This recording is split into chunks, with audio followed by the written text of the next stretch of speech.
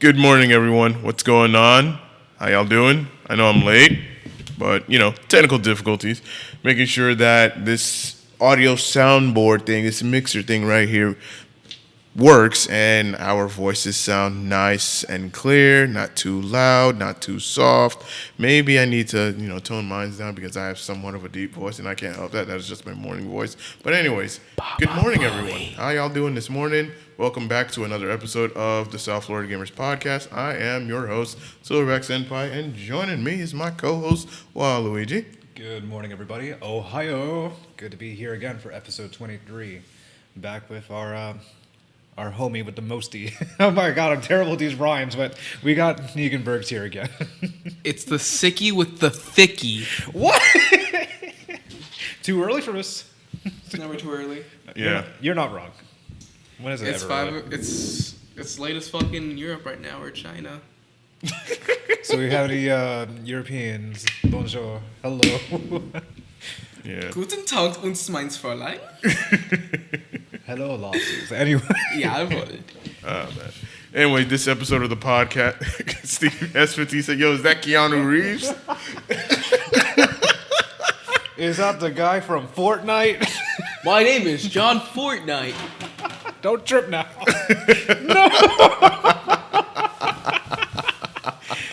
This is how we're starting the morning. I love this. Yes. My name is John Fortnite. Help me save Fortnite by giving me the 8 digits of your credit card number and those funny 3 letters in the back, 3 numbers, and you can help me save the battle bus. Voice over Pete. You need to get this guy. Yes. This episode of the podcast will be available on SoundCloud, iTunes, Google Podcasts, Anchor, and Spotify once the podcast is over. And, of course, for video playback for those who have missed it. I mean, it's early, so you should be here throughout the entire show. Like, get up. Yeah. Of course, you can always watch the playback on Facebook and YouTube and also on Twitch, but I think a lot of people just prefer YouTube for playbacks of anything. So, with that being said, we're going to recap with last week's episode.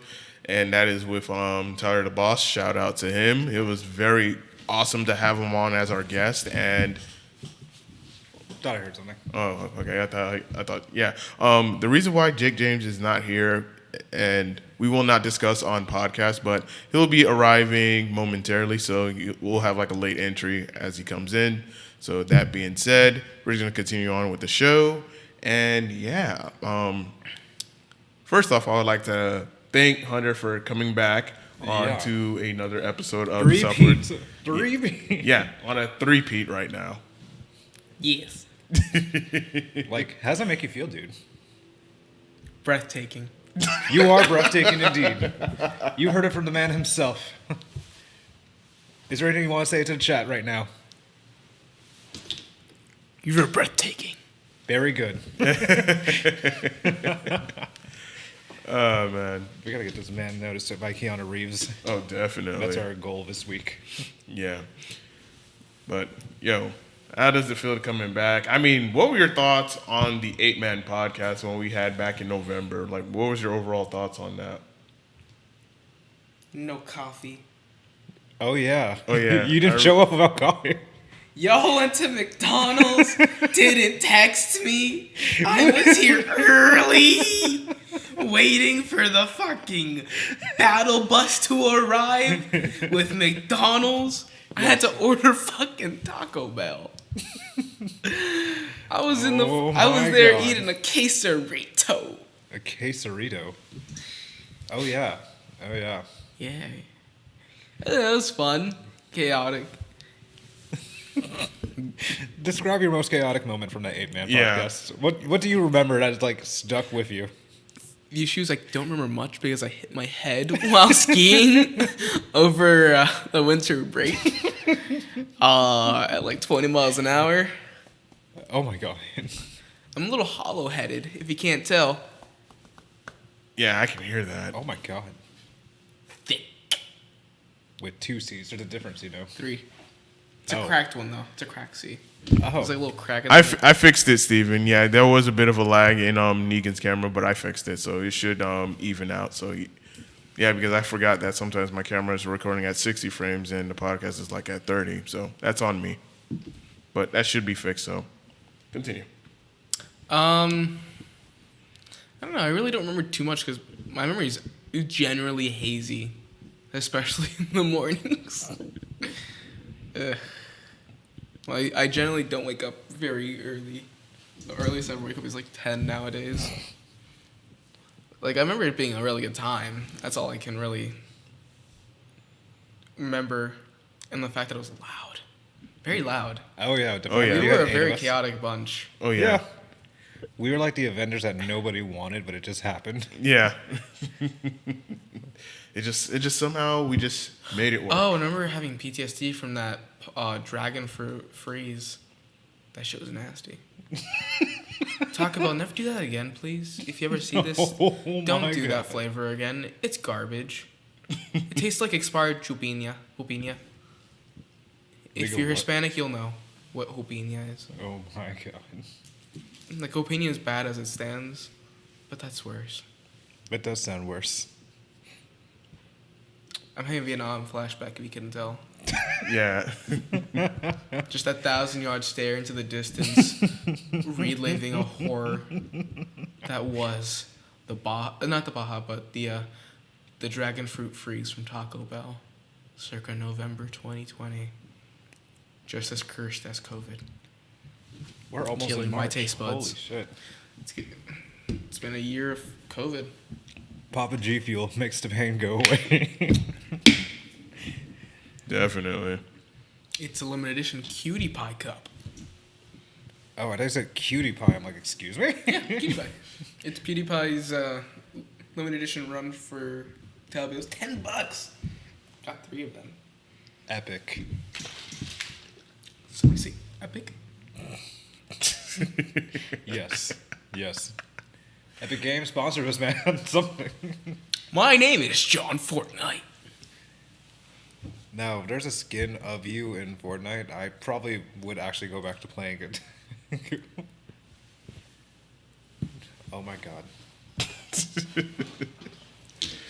So tell us what you've been doing when it comes to gaming. Like, I've seen you started streaming. Yeah, I tried to get back on streaming recently. It's just very hard to find energy lately. I think it's January and February just are very dry months, and you only really pick up like in the later months. Like, that's where all the energy comes from. Because like last year around this time, I was the most active I've ever been in terms of I was like exercising, but now I'm just kind of in a lull. I've been playing the hell out of Valheim. Valheim is very addictive. I've heard good things about the game. Yeah, I've heard good things about it It's too. really good for what it is for a game that's in early access. It is very polished. Combat mechanic, it's as clean as it goes. They have a pretty decent level system. The building and just terrain manipulation is pretty freaking good. They really don't hold your hand either in terms of like trying to like tell you where to go, how to get things. They just give you recipes, and from there you just die. I'm fortunate enough to not die as often. And it's really expensive to even play that game, like just in the game itself, because yeah, it's like you're going across an expansive map. It's like a semi dungeon crawler, like open world style. And it's amazing. And for the graphics, what it is, it's really good. Like, they do a lot of details to it that are just so beautiful. And, like, you think for a game that's kind of like, what, it's like 34, like a 32-bit game kind of style. Yeah. It's polished. They have, like, God rays, bloom, particles, all that stuff. And you really feel immersed into it. And they have they go hard on like the lore too. Like they have like draugrs, trolls, different biomes too. And like each biome is a progression to get items and materials that you need to survive. This looks really good. Yeah, and like they even have like stuff that's not even fully released in the game for other areas to explore. Like there's this place called a Mistlands that's gonna have what it looks like to be giant spiders. So that's always fun. And the Draugrs, it's like you think Draugrs, you think back to Skyrim. It's gonna be like those guys in the crypts that are all pale and Creepy looking. creepy looking, yeah, decrepit. But it's like more swamp monstery, and they have spawners for the enemies too. Like there's there's like goo monsters and stuff like that. It's so interesting. Really, like slime? Literally a slime blob. And they Ooh. have not eels, but they're leeches. They're more like the size of like a more eels that are just they come at you and poison you. There's kraken, sea serpents, giant turtles You're that gonna you make me go want and to play. harvest some resources on. And this is a free to play game, or It's no? like $20. $20, really? $20 for a game that's it took me like to get to where I had set up a secondary base on a boat. It took me like 20 minutes just to get that far across because there's an Jeez. immersive and detailed sailing system in it that like you have to go up, you have to go downwind, like there's no hand holding, and if you go in certain places the krakens will come after you because the krakens aren't like what you would imagine. They're not like the octopus. It's more of a Actual serpent. squid? It's a serpent. Oh, I'm thinking like a Yeah. squid. No, it's a serpent, and it comes after you, and like you have to be ready for that. Like I was lucky I had a friend with me, or else I would have been stranded in the ocean, like unable to get my stuff. Oh, so back. you can play this game co-op. Yeah, you can make your own servers. I forget up to how many people, and it's like I saw my friend's base. This man went crackhead mode on it. Like Crackhead he mode. made a literal compound, like What? stone, high external stone walls, stone foundation, mansion with a foundry area, living quarters, crafting area, like the entire nine, and it's just amazing. Like the progression system for the game itself takes you out of like the norm because you have to progress if you want to go anywhere else. Like you have to learn how to craft certain potions. You have to get the materials, and then resources are finite in terms of like metal, wood, and stuff like that. If you want to get wood again, certain types you either go exploring or you replant. Oh. They have an immersive, like a really intense like crafting system for food and just because you can only have to have 3 types of food at a time to eat, and you have to balance it out with health and stamina. And like you can't really eat, like you're stuck with whatever health you're at for like 5 to 7 minutes until like the cooldown goes down, and then you can eat again. So you can be like fighting and you won't be able to heal yourself. Oh, wow. Huh. So you're pretty much stuck running for your life throughout the entirety of it. That is interesting. So I'm thinking of it as like a mix of Skyrim and a mix of Ark. With your building systematics, the way you can eat, the way you can fight across certain creatures and monsters, but you might not be able to tame them, I'm guessing. You can tame boar and that's it. Oh, man. The only difference between Ark is the fact that its building mechanics are very immersive in the sense that you have to set up foundations, you have to set up like stands, you have the stilts, you have to do the entire framework for a house Okay. to allow for general support, or else it'll just collapse on you. Wow. And there's a decay system. So, like, the if you have building mechanics are serious. any like bare wood that's not roofing like out, it'll decay over time. Oh, my God. So they really put, like, a good idea into this. No, yeah, like certain enemies are weak to certain things. Like they have a very in-depth weakness system. And I have PTSD from death skeetos. Death Death Skeetos. What is that? Like They big, are the glass cannon of death. like big ass mosquitoes? Oh, they're like about that big compared to you, but You can't just get a sword. they'll just two-shot you. Wow. Yeah. I Wow. They are the only things who really killed me in that game. So is there any good soundtrack to the game so far? It's very good. The soundtrack's amazing. It keeps you into it. It's very reminiscent of Skyrim. Okay. Because, I mean, it's Norse mythology. They also have dragons. Any and gods, wyverns. any godlike items? Not really. Everything's balanced, and it goes based off your level. Okay, cool. It's always those kind of games that just show up like completely out of nowhere, And then just pop off. and it just pops off, and it's not even a AAA. It's not a AAA game, right? It's an indie game for the most part. From And like, it's an indie game, Oh my and it God. just it's from a no one publisher, like Coffee Grounds, I think it's the name, and they've sold. I think they may have hit 6 million already, in like the first 2 months of it coming out.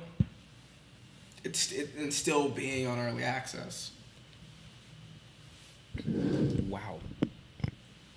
it's always those indie games that just it shows up out of nowhere, and it just completely just blows people's minds away. It just blows up. Yep. And it just goes to show that you don't need to spend. I mean, of course, you have to spend money to make a game or whatnot, but trying like something like an EA, a Ubisoft, an Activision, Epic Games or whatnot, where they're spending hundreds, thousands, even millions of dollars on trying to put out an awesome game. Here comes an indie game that has less of a budget than your AAA games and just completely dominates and puts these big AAA games to shame. Like, we do all of this and our fans don't appreciate it or whatnot, but these indie games that just comes out of nowhere focus on player enjoyment, keep them coming back for more, and the more players spend more time playing our games, enjoying our games, they're gonna end up becoming successful in the long run. As long as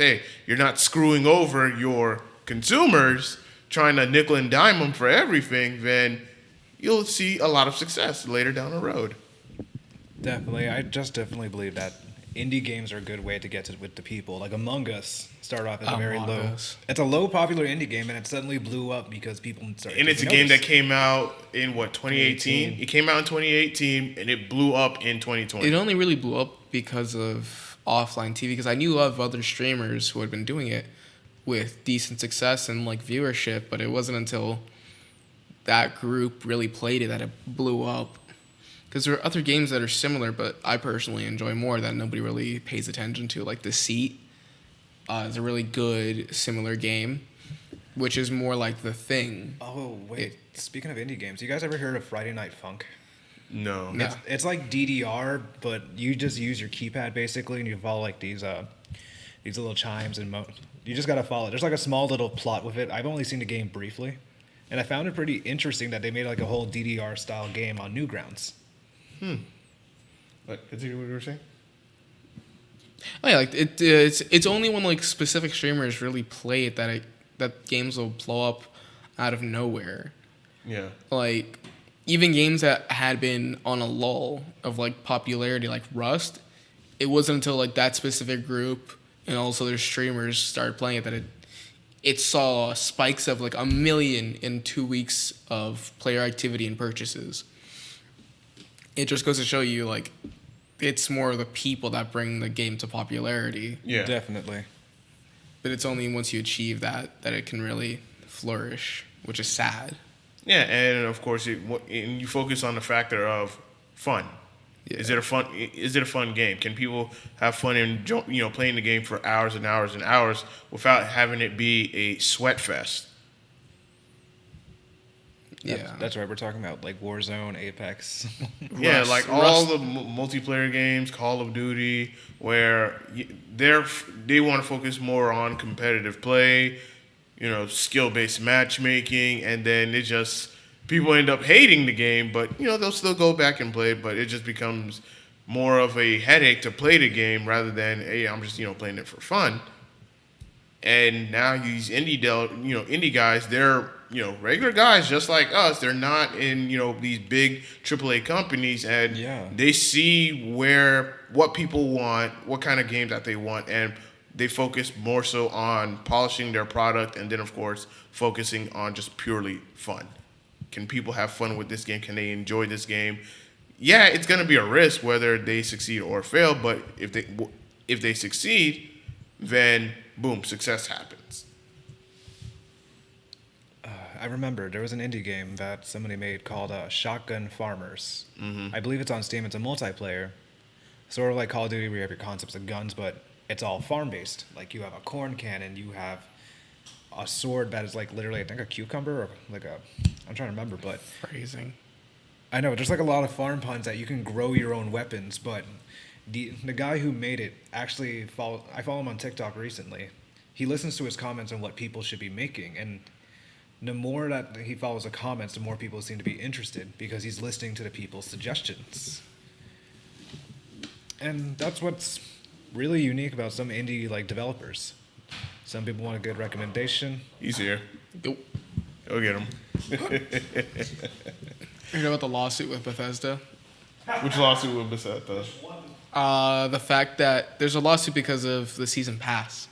Because it went from $30 to $50, and the lawsuit entails that the Creation Club is considered DLC, Gotcha. and they're trying to say that the fact that the Creation Club is DLC, it should be covered in the season pass, which is the season pass has just the main DLCs, and those are more add-ons that are over around $200 worth of add-ons for a $50 season pass, which doesn't seem very lucrative.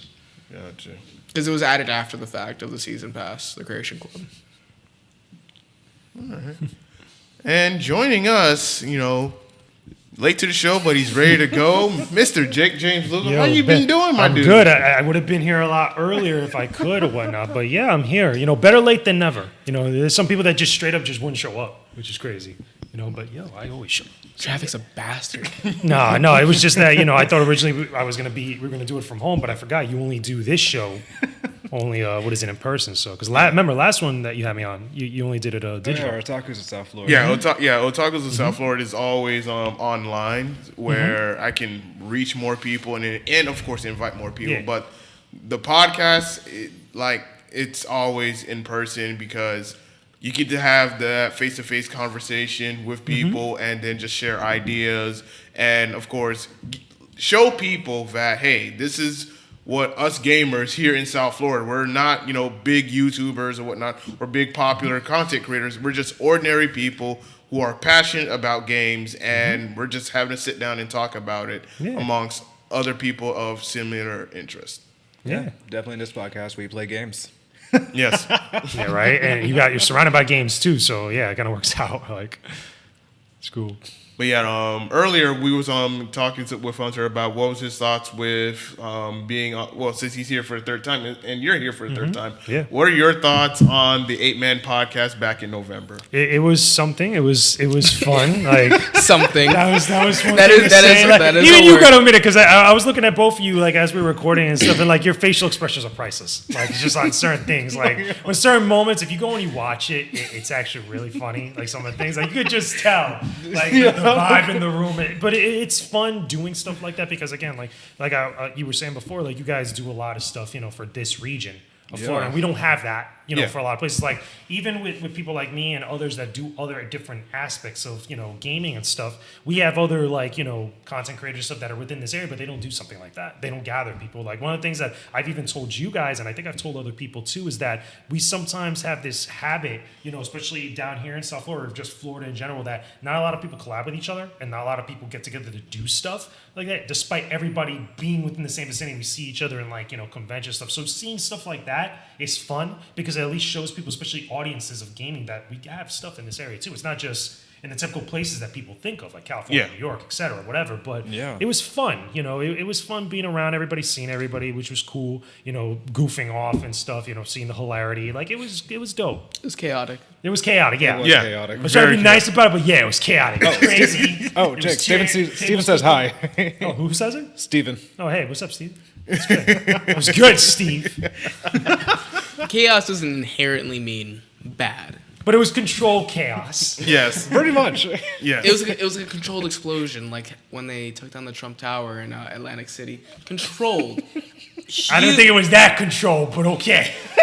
Well, I mean, considering how that was control, but it was there's there's a tier levels to control. Yeah. It's that over there was up here. We were maybe a little lower on the top. Maybe not down here, but it's because there was so much around it. But the fact that they took down a 30, 40. It was a thing. It was a thing, a huge thing of just explosion, but it was controlled. It was a thing. It was a thing.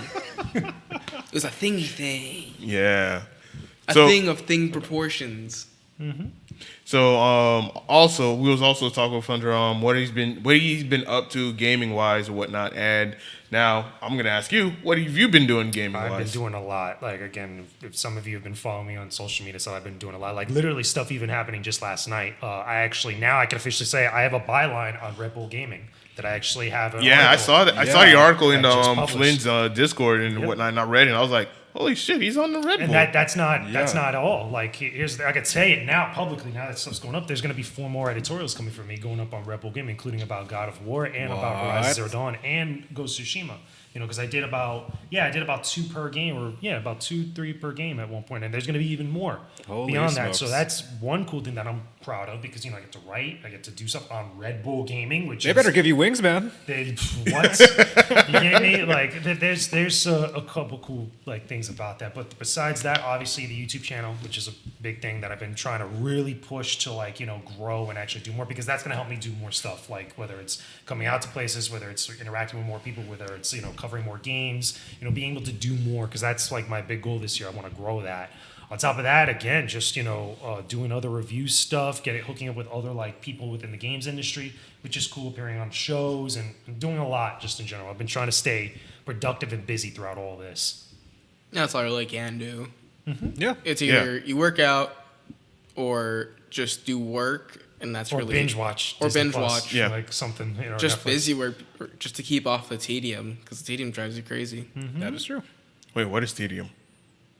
TDM, what would you describe it as? A lull of just Meandering, basically. meandering, just Oh, okay. a, when you break down that word- consistent, Just bleh. That's When you the break best down the word word for it. tedious a means long. consistent rumination. Yeah, Gotcha. rumination. That's the good word for it. Gotcha. Yeah, when you break down the word tedious, just means really long in a nutshell. Tedious is long and annoying, just like Bottom line, a pain in the ass. That's the best way to put it. The state of being tedious, literally, is what it means. Oh, I was reading a comment earlier on the chat from S15. He says, John Fortnite, I need help with my game stonks. Nah, you got this. No, you got this. invest in Dogecoin. Dude, I already have almost 1,000 stocks. Don't get me started. So damn, you're banking with them stonks. If it gets anywhere to $1, I will buy a house at this point. Imagine having just put $10 a month into Bitcoin, like when we were in middle school. Yeah, they're banking. At Yeah. this point. Some of them are banking. If you had put let's say 1,000 a year into Dogecoin just as a joke, you would be a multimillionaire. At this point, yeah. If I do the math, if I remember correctly, Dogecoin was at Let's go to the charts. 0.000041. I think that's the number it used to be at back when I was younger. When it first started becoming irrelevant. Times, let's say you put 1,000. I did that. Yeah. Main camera battery I did died. that wrong, didn't I? Fuck. No, wait. So you'd have. Yeah, I still got the other. So it's a Yeah, little bit the of a other one's still blackout right now. Okay. Yeah, the other one's still going? Okay, yeah, you're good. It's divided by 1,000. Gotcha. Yeah. Bottom line, it's mad money. It- It's not Scrooge McDuck money, but it's mad money. It's, I did the math wrong, but it's I'm too broke. for that. you can bathe in a couple. That's a lot of PSN games on sale there. Let me put it that way. It's, Like, To say no that- Steam sales hit? to say the least, you could have a lot of Robux. Which, technically speaking, if you own Robux, you could convert that into real money. Interesting. I think Roblox actually went public, so that's always funny.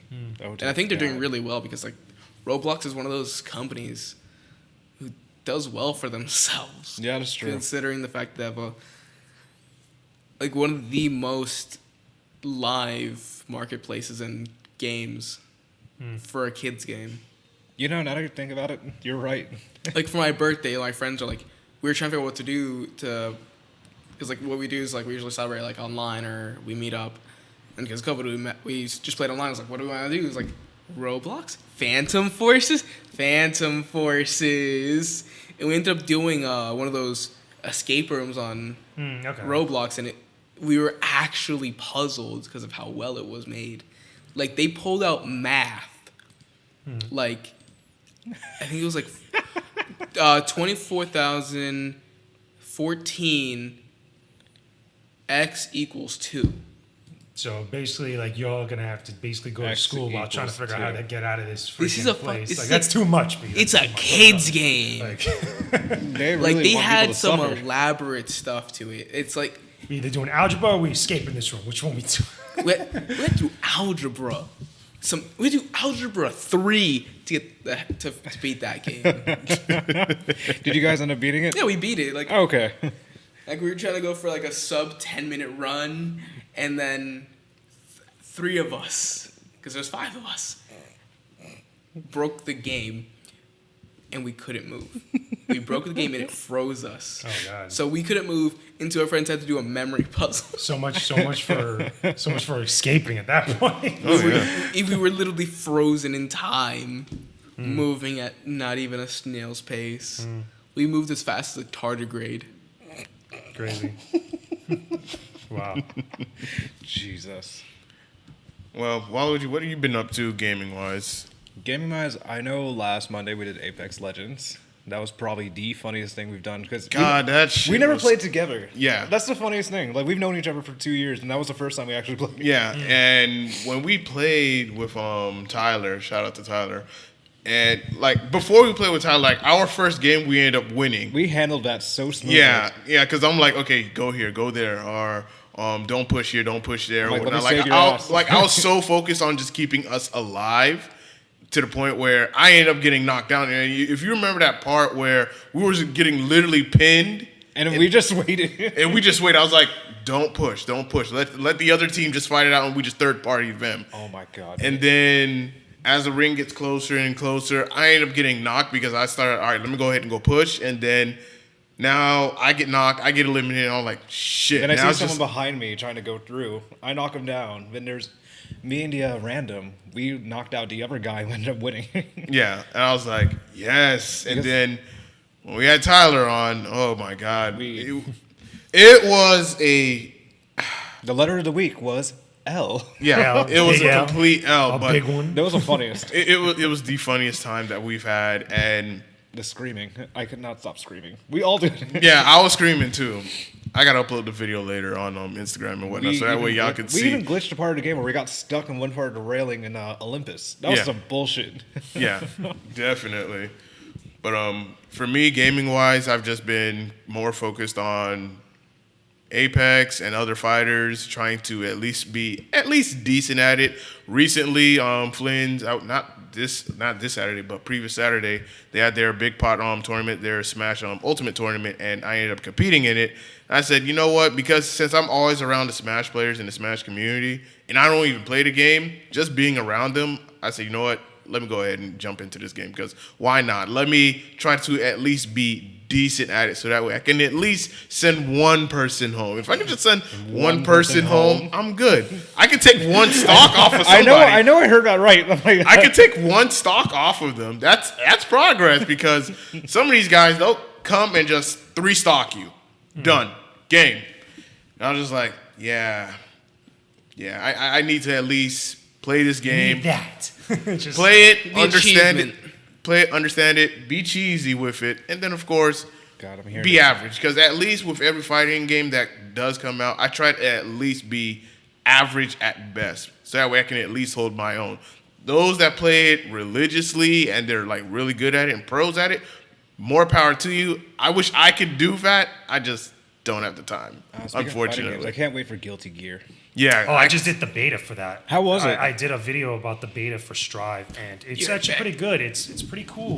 One thing I will say is that I love the visuals. Obviously, it's similar to Zerd, and it's like a little bit cleaned up, a little bit different for some of the characters. Okay. I love the music, the sound, the OST for Guilty Gear. It's always been incredible, but this one's really dope. And it feels good to play. I mean, there was a couple little hiccups here and there, and I think the online lobbies, I'm not a fan of those, like the way that they did it in this Guilty Gear game with the beta. But other than that, it's still pretty darn good. Like, I still like it. I gotta actually play it because I just got Zerd recently. Since I got a PS, If you like Zerd, you'll like this. since I just got a PS4, I bought Guilty Gear and haven't touched it yet. Well, that's not such a huge deal. I mean, it's always going to be there because like they had Zerd Revelator 2, I think it was like the second edition of that, and this one is like coming out sometime like in the next like month or two like that. So you got time. I got it for like $5 at GameStop. Oh, that's what? You kidding me? Like, yeah, the deals, man. Like, it's good. That's fine. I just walked in there, conveniently found it, paid for it. Yeah. Along Dude, when with you see those impulse buys, it's sometimes good. I'm hoping it's a couple games for me. I'm able to pick up stuff like that. Like, was it Star Wars Squadrons and Jedi Fallen Order? Because I want to get it for my collection. So just some of the whatever it is, GameStop. Like certain GameStops are just not in sync. Like some of them are like full price used. I'm like, what? Like that doesn't make any sense to me. It's like places are listing for like $20-something, and this one's like trying to charge $59.99 used. This is why I'm afraid to grab a stock for GameStop. I'm afraid. It's crazy. This is why. You know, there's bullshit. Yeah, right? I did play the Guilty Gear Strive beta, but I was just more so in the training room because I want to get familiar with the game before I go online and then just get my ass handed to me. Or you do a tournament here. And it's a brand new game, so you got to do that. Like, Yeah. Because it feels different than the Revelator or what is it? Yeah, it Zerd and completely everything else. feels very different. And one of the things that I'm going to have to slowly get used to, I'm pretty sure you've seen it, is where you have them in a corner and after the corner breaks and it goes to another area. And if you try to keep doing that again, it'll keep breaking. I was like, annoying, but okay. It's new. It's cool, especially if you do it off a combo. Like if you do it off a larger combo with certain characters like that, because only certain moves are able to do that. It's kind of like Injustice with like the whole yeah, transition. kind of a little bit. When you have the in heavy sense. attack and it just transfers. But or like certain moves, like you could power up with like some of your meter or stuff, or like they put you into that break stats where you could just like do a little bit extra damage in MK, similar to that, but like only certain moves can do that transition from different parts of the stage, or very similar to fighters, because again, Arc System worked on this one. They did the exact same thing with that, I need to get into Guilty Gear. which is cool. Yeah, give it a try, man. I know I made someone's Jump on it. I made someone's costume first It's before niche. actually It's a getting into niche it. fighting game, but Yeah. it's good. Yeah. That's the thing. It's made very well. A game that came out in PS2 era or PS1? The first Guilty Gear was PS2 era. Then Guilty Gear was it Action Core Plus was also PS2 era, but it also was on other platforms. I think I can't remember which ones, but I know that it iterated from there. And then they got a re-release on Switch with the original Guilty Gear and Accent Core. At one point before the new one came out, which was Zerd and this one now. Okay. All right. So let's segue into our next topic. What are y'all's gaming plans for 2021? I'll start with you. Gaming plans. I do want to get into a PSVR. My neighbor got me into it, and it actually seems a lot of fun. I should have brought you my so that we could borrow it because it's been collecting dust. Dear Lord. There's some good PSVR stuff. Yeah. And then, There's some real good VR stuff. eventually, I want to start building an actual PC so I can start like playing serious games because I'm obviously using this laptop more for editing than I am actual gaming.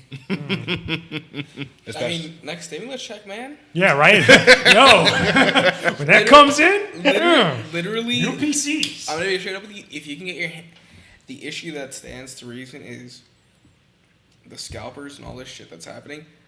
God said, son, here is your 3070 at $534, and I was like, thank you.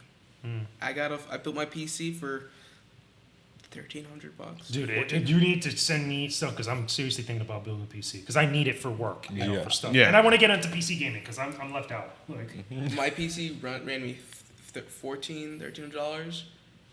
Nice 27-inch, 75 hertz monitor. Oh, all you need is a top. All you need is a Are base you actually- sound. Like, and then I'm good. I have my second monitor from my original setup as my second monitor. Funny as shit. Get this, a monitor that, mind you, is 4 years old, has one of the crispest resolutions compared to like I tried buying a monitor online on Amazon. It had good reviews. It was so dull. Oh my god. I said, you know what? Fuck that. Pardon my French, but wow, you gotta go to the store, man. If you don't see that, if you don't see the monitor up close, because I tried buying a monitor off Letgo because I wanted to try to keep it budget. I was like, okay, that's shit. Bought one online that had like a few thousand positive reviews. That was shit. I had to go on. I went to Best Buy. $120, 27-inch What? Dell. Thing with 75 hertz. It's amazing. I want to get two of them, so I have that, just like that pure, Yeah, the layout. that pure 2-monitor LED Like you setup. got your back computer. Because the thing is, like right now, my old monitor, since it's smaller, is on one of my old textbooks from college that I wrapped around with like this black scarf from when I did Arthur Morgan, so that way it just doesn't look gaudy. I don't see there's like that textbook logo.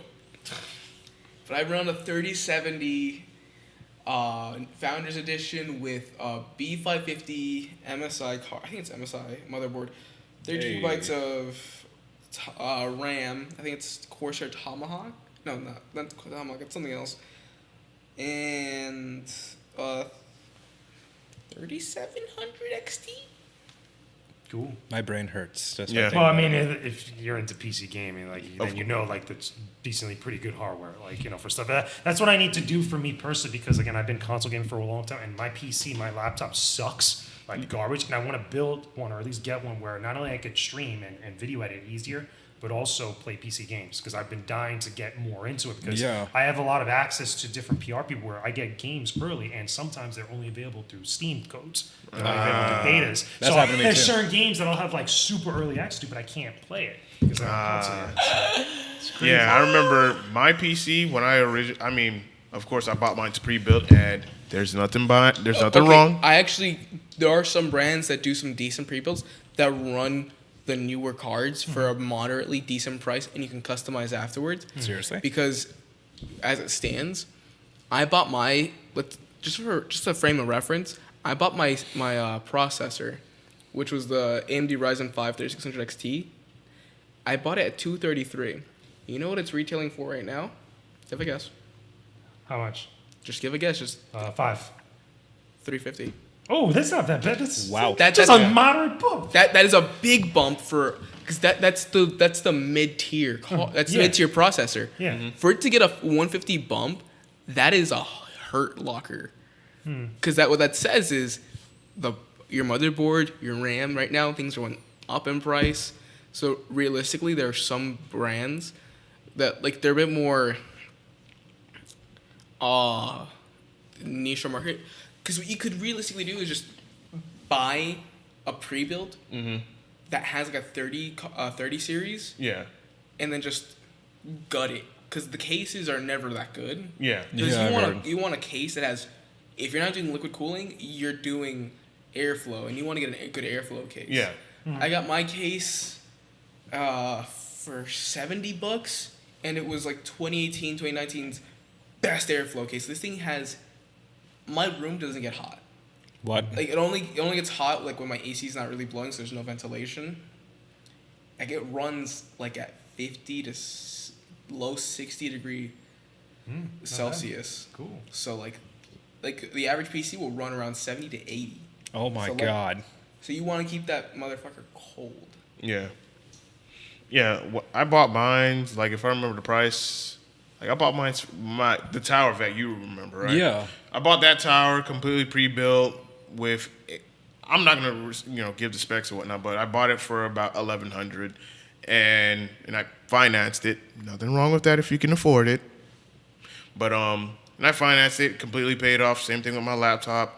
But my laptop cost me a little bit more than my desktop tower at the time, because the laptop it has a little bit better specs than my tower. Laptops do tend to cost a lot more just because of the fact that they're laptops. And portable, Yeah. yeah. They're portable, but Yeah. the only issue with laptops, I can't do laptops anymore.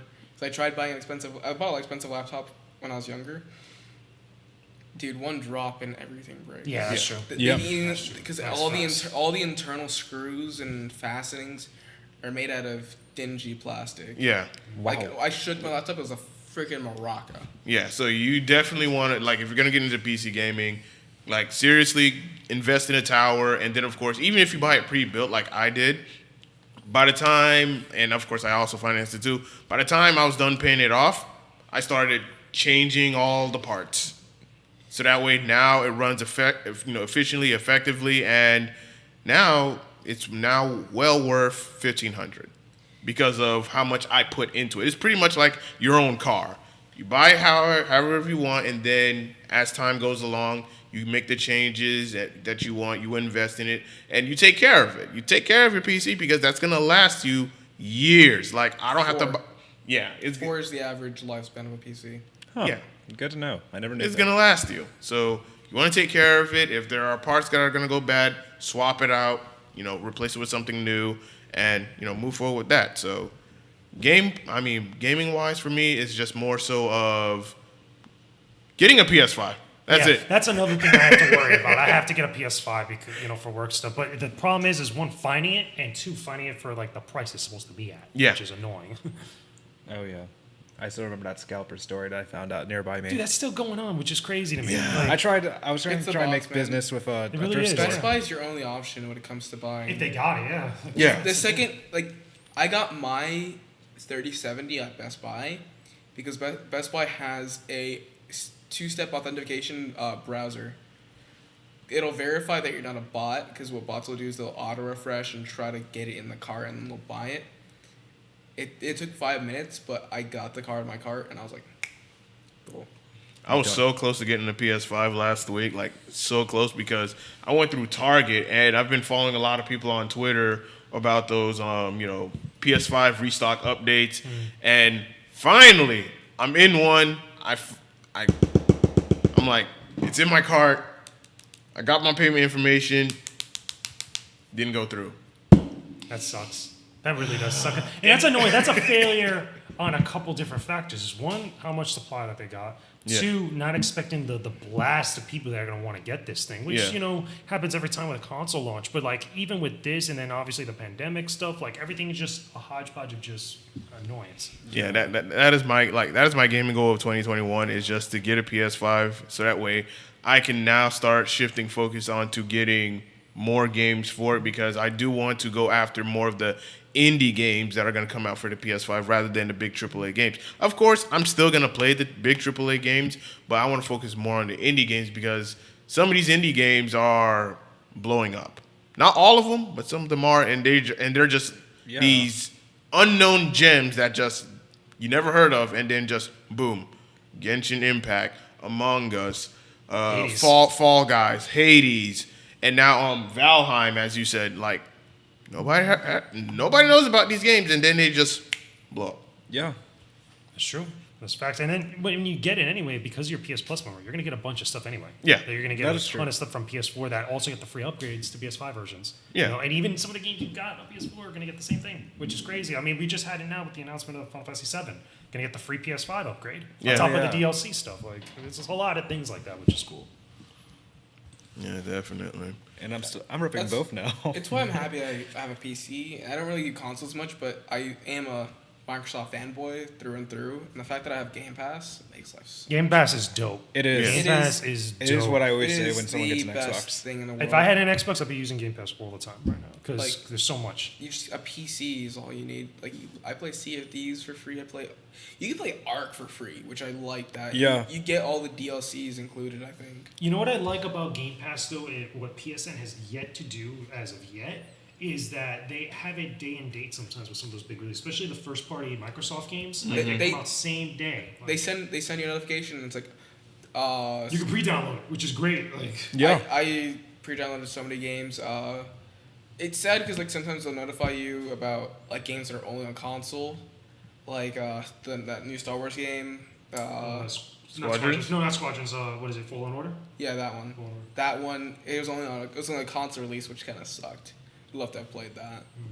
But it makes sense though. But I would love to see that type of thing make its way with PlayStation Plus, which they're kind of doing with some of the stuff for the PS4 games. But I also still want to see them do the day and date release with that for people that just already are subbed to PS Plus, that have all that stuff. They're already faithful to Sony in that way, and then have that same type of access to that. Because look, I knew that Game Pass was going to be a big deal when Gears 5 was day and date release. Yep. The Game Pass, because that's a big Microsoft first party title. You would think oh, they want people to buy the retailer, just buy it separately off the store, but they really wanted to commit people to get that user base for Game Pass, and I think it's working out great. Yeah, that's and how the, I and the actually beauty about started. Game Pass is, if you don't intend on having Game Pass long term, like I do, you get a discount. It's you do it for a month. It's Yeah. like a 20% discount or something like Yeah. that for games. I don't know how much Sea of Thieves costs. RS. I think it's like 40 $20 bucks. It's like $40. Is it? It's like Like 30, full retail price, I remember it being like $40. Oh, yeah, yeah, And yeah. now I'm pretty sure it's less. But it's like $33 with Game Pass. everything's discounted with Game Pass. Dude, which I think is amazing. What was I doing? I was on Game Pass, and they also have a special edition of Sea of Thieves, where they have like a beta test or like a preview of certain things that they're going to show in the game later. Oh, okay. So yeah, like new content coming out. And stuff. Like, yeah, I that's forgot what they called it, but I found that really unique. Like, you get Subnautica for free on that too. There's a lot of games. Destiny 2 DLCs. Destiny 2, yeah. Halo's gonna be a big deal when that drops. Oh, the eventually. the complete Infinite. Master Chief Collection is Well, on there. that, but when Infinite comes out, that's Oh gonna my be a And big that's deal. gonna be on Huge Game deal. Pass. That's gonna have a huge It's gonna be spike. everywhere. I feel like that one, despite all the other stuff with it, is gonna be a big deal for them because everybody's waiting on that. I mean, that's their first party title. That's their bread and butter. yeah. Yeah. That's when you're gonna see a spike of people jump on Game Pass. I feel like you're gonna see a huge spike when Halo comes out. If they ever do another Definitely. Forza Horizon, that'll be amazing. All right, let's go on to our next one, and this is an interesting one.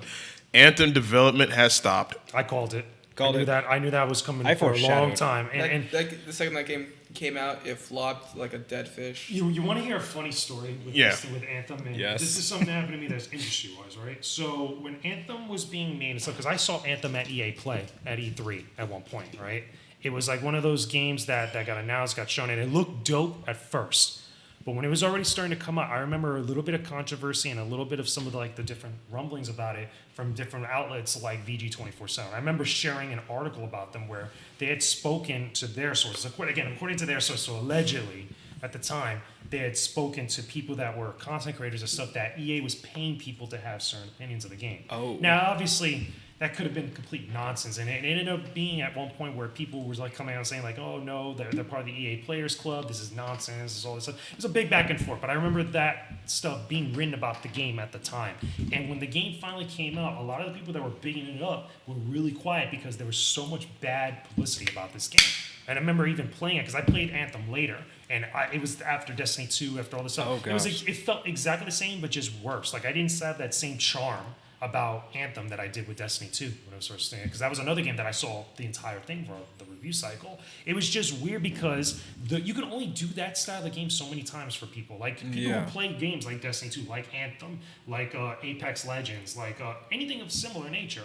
Like Fallout 76. Fallout 76, like you can only put so much time into because they need a lot of time in order to get deep into get to like the raids. Like you can't just play a weekend and just get into it. You got to put Yeah. time to this stuff. And Like Division 2. Division 2 is another one. Like, look how many games. Those are all like 50, 60, 70, 80 plus hour games. And that's not Just to even learn it. That's not even getting into like the meat of like the end game content, the post game content. Yeah. Like the thing with Destiny, I don't know if you played I played on launch. I don't know Yeah, I was for Me Destiny too. 1 or 2. 2. Okay, for Same Destiny 2, here. I was before launch because of the review cycle that we had. So we got to see the But beta. I mean like for raid, like the for raid, yeah. Oh my So, God, we the just raids do are a lot of brutal. stuff like that. like to learn the cycle Oh, it for takes the time, dude. Like, it's you're insane. spending Hours. Yeah. Like you're Your day's shot. You're waiting for that. You're watching the people who are streaming the raid on launch, so you can learn what you have to do. Just to go for the world record. I remember that. Not people even the talking world about that. record, just so you can get the code Yeah. for the jacket. Yeah, just to get further ahead. I It was so remember. stupid. insane. Because those they always do a jacket launch with each of the games, and each of the jackets are dope as fuck. And like you can go on eBay right now, and there's scalpers selling the codes for like $100 for the It's jackets. nuts, man. It's nuts. Like those raids, it takes some people spend a whole day. Dude, I remember how big it was as far as like people coordinating their schedules to do raids or just Yes, to do I was the one of them. strikes, to do the strikes all the time. I didn't bother. The nightfalls, yeah, Yep. like all that stuff. I did not bother. Like Every day. literally, clans in the early day were such a huge thing. There was this one clan who the leader was a d-bag. He was so like when I see high and mighty, it doesn't even begin to describe this man because he there was like 3 different discords filled with people for different teams. Like you had and like he would be constantly filtering out people who weren't playing for like 2 weeks was like the period you had to be active. Like you had to be Oh. active at least once every 2 weeks. You know what the funny thing about this? I mean, look at what we just talked about with Destiny 2. You didn't get any of that with Anthem. Yeah. Straight Nope. up. Like, because, again, people, I think, were having fatigue of that style of game, especially, when Anthem was coming out. Obviously, Division 2 was a big deal and all that other stuff. But they require so much time that this game, Anthem itself, was never really going to survive in an environment. Like, especially being under the reins of EA. And we all know how EA could be sometimes. Yeah. Like that. I mean, they're not, a lot of people call them the most evil company in the world. I don't think so, but like, their track record with some of these games, like if it's not really like popping, they're like Activision, they'll cut it off. And this was expected. Pretty much. Yeah. Like, from what I remember, Anthem didn't really provide the content that it was No, advertising. they kept changing things up. Like there were certain things in that original demo. I remember seeing an EA play that people were like, "Oh, this is gonna be amazing!" Like the flight, the stuff in the background. I know people were talking about. Obviously, some elements with the story that just never made it into the game. Like never even updated, nothing. And people were like, "Okay, well." And there was a lot of. I know Jason Schreier wrote a really good behind-the-scenes editorial about this, where he documented and spoke with a lot of people with all the craziness that was going on with that game's development. Like it was like right at the EA play event that I was at that they realized that they had to put certain things in the game. Like it was just like all this hecticness, like all over the place, and it was just that game felt like it was just bad news for the longest time. Yeah, I remember when I played the beta and, just having fun with it, I was like, yeah, I don't think this game is going to survive. Like, there's some, like, the concept is good. I like the concept, but it just felt like this game is not ready. Because of other games like Division, Destiny, where I've dumped hundreds of hours into, I felt like this game's not going to survive. Like, are you ready to do that same thing with this one? That's like, might feel the same. And then I was like, you know what? I said, when this game comes out, I'm gonna give it a month to see where it goes and where the popular opinion about the game, and then maybe I was wrong because I wanted to be proven wrong about the game because I was like, I don't think this is it. Dude, after a weekend, I knew. Like, after playing, because it was just the way that I felt playing. It was like, I just didn't want to go back and do this. It looked like Iron Man Simulator. Like, And that's cool, but like, when you're sitting there playing it, it's like you don't have a need or a desire to keep there's going. no drive to it. There's no drive, exactly. Yeah. Like, there was no reason for me to do it. After a couple days, I was like, you know what, I'm done. I uninstalled it. Like, it was good. I was one of the first 100 people who played Fallout 76 on its alpha, like its beta release for Really? Xbox. Like that, it was like a 2 or 4 hour window. We got to play. Me and this one guy, we became friends. We linked up for both betas because they only had 2 betas on Xbox, or 2 or 3, I think, and then 1 on PlayStation. We played it in that game. From when we played it, it was. I honestly thought it was amazing. Some people were mixed reviews. A lot of my friends were like hating on it, and people thought the game was gonna die. That game has one of the most loyal fan bases still. Yeah. And especially in the role playing community, people like it a lot. People go all out. Like, I remember I was one of the first 5 groups who beat the end game of like that first season of the game. Like, we beat the Scorch Beast Queen. Like, nobody was really prepared. Like, we were all out in power armor, like high end armor. It got to the point where, like, we all ran out of, like, a lot of us ran out of ammo, so we were going into scorched bodies, getting any weapons we could. I remember, like, I got, like, one of the final shots on that motherfucker with a snub-nosed revolver. No. With 60 rounds, because you remember ammo weighed, everything weighed. Yeah. Like, we were out there just grinding just to have a chance. Like, it was amazing. Like, it was almost. There was like at least 14 of us who were going at it nonstop in power armor, Gauss cannons, everything. Same thing. Like I said, you don't get any of that with Anthem. Yeah. Any of that nonsense with Anthem. I mean, it's you want to have talk like that. You want to have stuff like that, experiences like that. But You do. I just never saw that with them. Like, some people that I know that were in the industry were bigging this game up for a while, and they were really riding behind it. And I think there was a little bit of like biasness and a little bit of like compromised intentions with it, with some people that were covering it and trying to get people into it.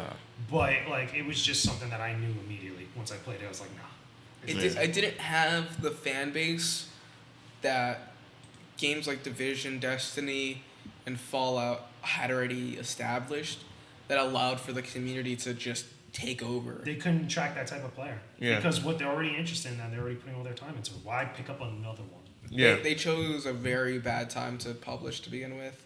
Like, if they'd polished it a little bit longer or released it a few months later after some of the hype and player base was like kind of in like that lull stage where they're just kind of going with the flow, they would have had a fighting chance at a player base, but the game didn't have what it was advertising. Yeah, I was hoping that it would get a 2.0, like a pretty much a redemption phase where they kind of redeemed themselves, like what was the game? No Man's Sky.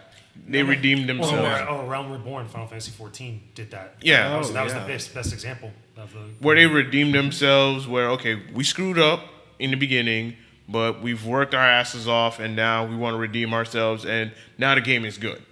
That's a game I actually do enjoy. Yeah, but Anthem, it didn't happen. They didn't follow through.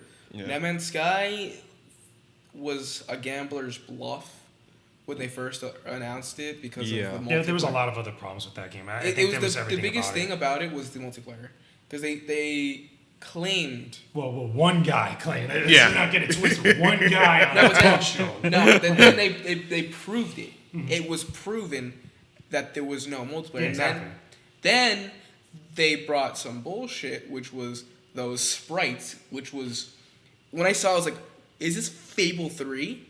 Because I don't know if you play Fable 3 on Xbox 360. You would see, if you had it enabled, you would see other people as these little glowing orbs around like the cities. It's like the hollows in Dark Souls. For the Yeah. multiplayer. Yeah. Oh. Like you'd see these like floating orbs with like people's like gamer tags with their profile picture, just floating around, and you could like go to them and like say, "Hey, you want to play?" kind of thing, and that's how it was. There was no real anything to it. Then when it actually brought out multiplayer, the game, boom! Like I was like, real multiplayer? Yeah, and then I made some friends off of that, and that was kind of cool. For some people, I felt like they were done with that after like that first initial impression, that launch and stuff. Because I know I played it for a little bit, and I just wasn't into it, and I left it, and I never went back to it. Even though I followed some of the updates and stuff that people were talking about, I felt like a lot of other people were similar to me, where it's like, okay, like this didn't grab me the first time. It's cool now, like months or like a year's stuff that's good now, but like there's other games for me to play. Like there's a lot of other stuff. There's so many things to play that sometimes, for games like that, like it's cool to see that redemption arc. But like still, like for some people, it just won't click with them. They're just gonna move on. Yeah, absolutely. Well, R.I.P. to Anthem. Probably not gonna get a sequel. So Oh no, it's done. They're done. They cut off all online They services. are done. What? Yeah, they're cutting online. Yeah, they cut off everything. Yeah, they're cutting Good. everything off. Like apparently, Dragon Age, the next one, Well, that's where most of their stuff is probably gonna go to. yeah, but next. apparently, And Mass Effect. Like, One of my friends saying that the next Dragon Age won't have online service for a while. that's fine, but I mean, people mostly play Dragon Age though for that single player. Like, experience. Yeah, same thing definitely. like you play Mass Effect. Like as cool as it would sound to have like an MMO Mass Effect or That sounds online Mass chaotic. Effect. Sounds chaotic. It sounds dope, but like you're not playing it for that. Like, Yeah, at least for the most like part. there's certain games where it'd be kind of nice to have a partner in it. Yeah. Like to have a partner, like when you played Fable 3, having like that second player with you made it that much. You know more what's the good game that reminds me? That's a totally different type of RPG or JRPG. Dragon Quest IX. Dragon Quest IX did that exact same thing where you had your own experience, your own stuff, but you could connect via ad hoc mode and still get that multiplayer experience while you're doing certain stuff, and it won't like harshly affect your world. Like you can still progress the stories up, but you could also get bonuses for bringing them in. Okay. That's what that reminds me of. Interesting. All right. Our next topic, which is an interesting one. Lawmakers want to ban violent video games like Grand Theft Auto 5 due to carjackings in Chicago.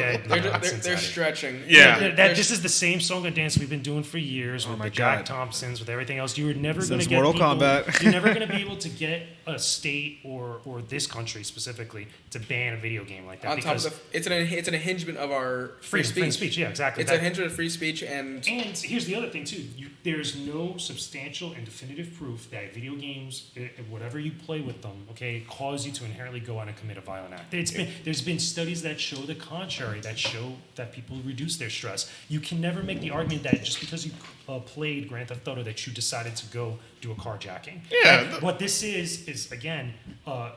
Lawmakers are people that are in political spots, doing their positions and their jobs, that are trying to find a scapegoat to justify their own misgivings and their own failures. Yeah. it doesn't help the fact that it's in Chicago. Yeah, it's like, come Out of on. all Like, places. come on now. Chicago. I mean, there's a One whole of- slew of problems they got to deal with. Like, but the thing is like that's the people who are supposed to be doing their jobs, not doing their jobs, are just looking for a scapegoat. They can't. They're trying to find a reason. It's a trump card. They're trying to blame a boogeyman that doesn't exist because their city has been shit for going on how many years? Well, since- there's been certain problems with it in that area that's like that, but like it's just the people that are trying to do their job. They're supposed to be doing their jobs, not doing their They jobs. haven't. Thing is, they haven't been doing their job for years. Like since the automotive industry left that area, it's just been a decline. That like it's Illinois. Illinois is has one of the highest crime rates per capita anywhere. Like that's as bad as going to like California. It's like what people say about Miami, but The thing is, Miami is not even that bad. Yeah, but isn't- Miami or it- even New it York is isn't. not like that bad. No, it's Like, not. Yeah. Like we have our niche areas, but it's that state in itself compensates. Like New York and Miami's crime rate is dwarfed by Chicago. yeah. Like let's be Literally. real here. They're just trying to find a reason to compensate, like to just say to justify like what's been going Yeah. on. they're, It's like, come on now. they're trying to. Yeah. It's like they're trying to put like It's the Jack Thompson strawman argument. they're That's trying to what put it is. they're trying to put a tampon to close a bullet wound. They're trying to soak up Ew. as much crap. Ew. Like it's a legitimate thing that people do, but it's like they're trying they're trying to use literally they're trying to put like a band-aid on a shotgun slug wound. Like it's like this giant big hole in your stomach.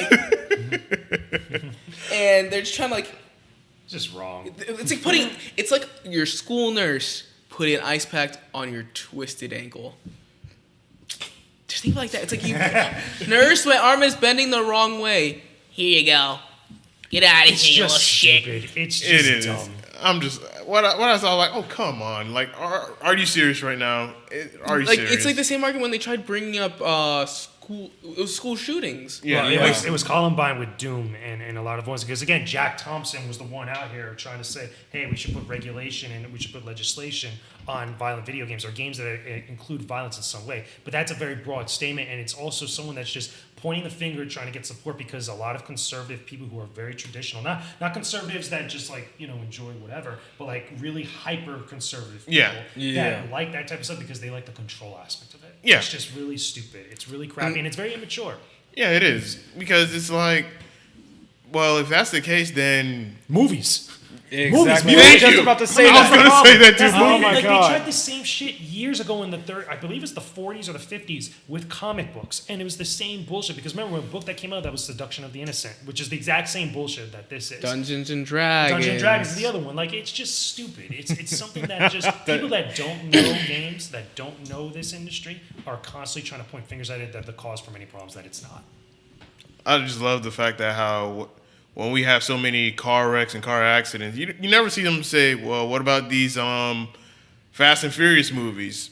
What about You Mario? would think, right? Yeah, you would Mario think, Kart. right? Blame it on Mario Kart at this point. It's like, yo, bank robbings happen. Oh, so many people saw Reservoir Dogs. Like, get the fuck out of here. Some people Yeah. played Money Heist. Like, it's People stupid, watch Money Heist. Oh God. right?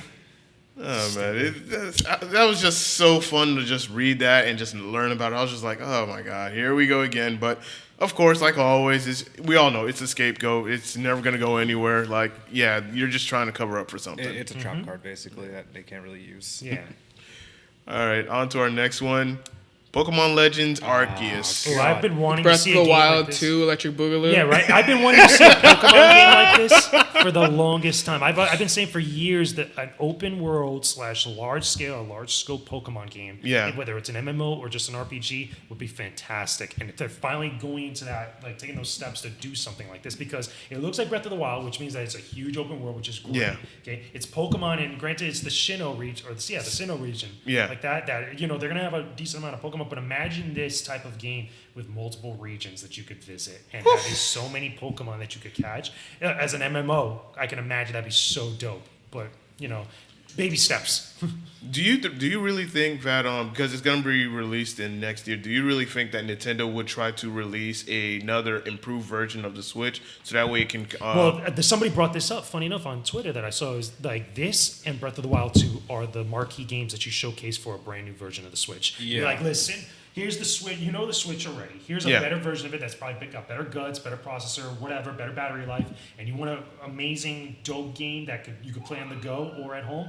Here's these two games, and especially Breath of the Wild 2, which again got delayed now at this point because they got nothing to show until probably next year, more than likely. Yeah. So you show this and that like that, it'd be perfect.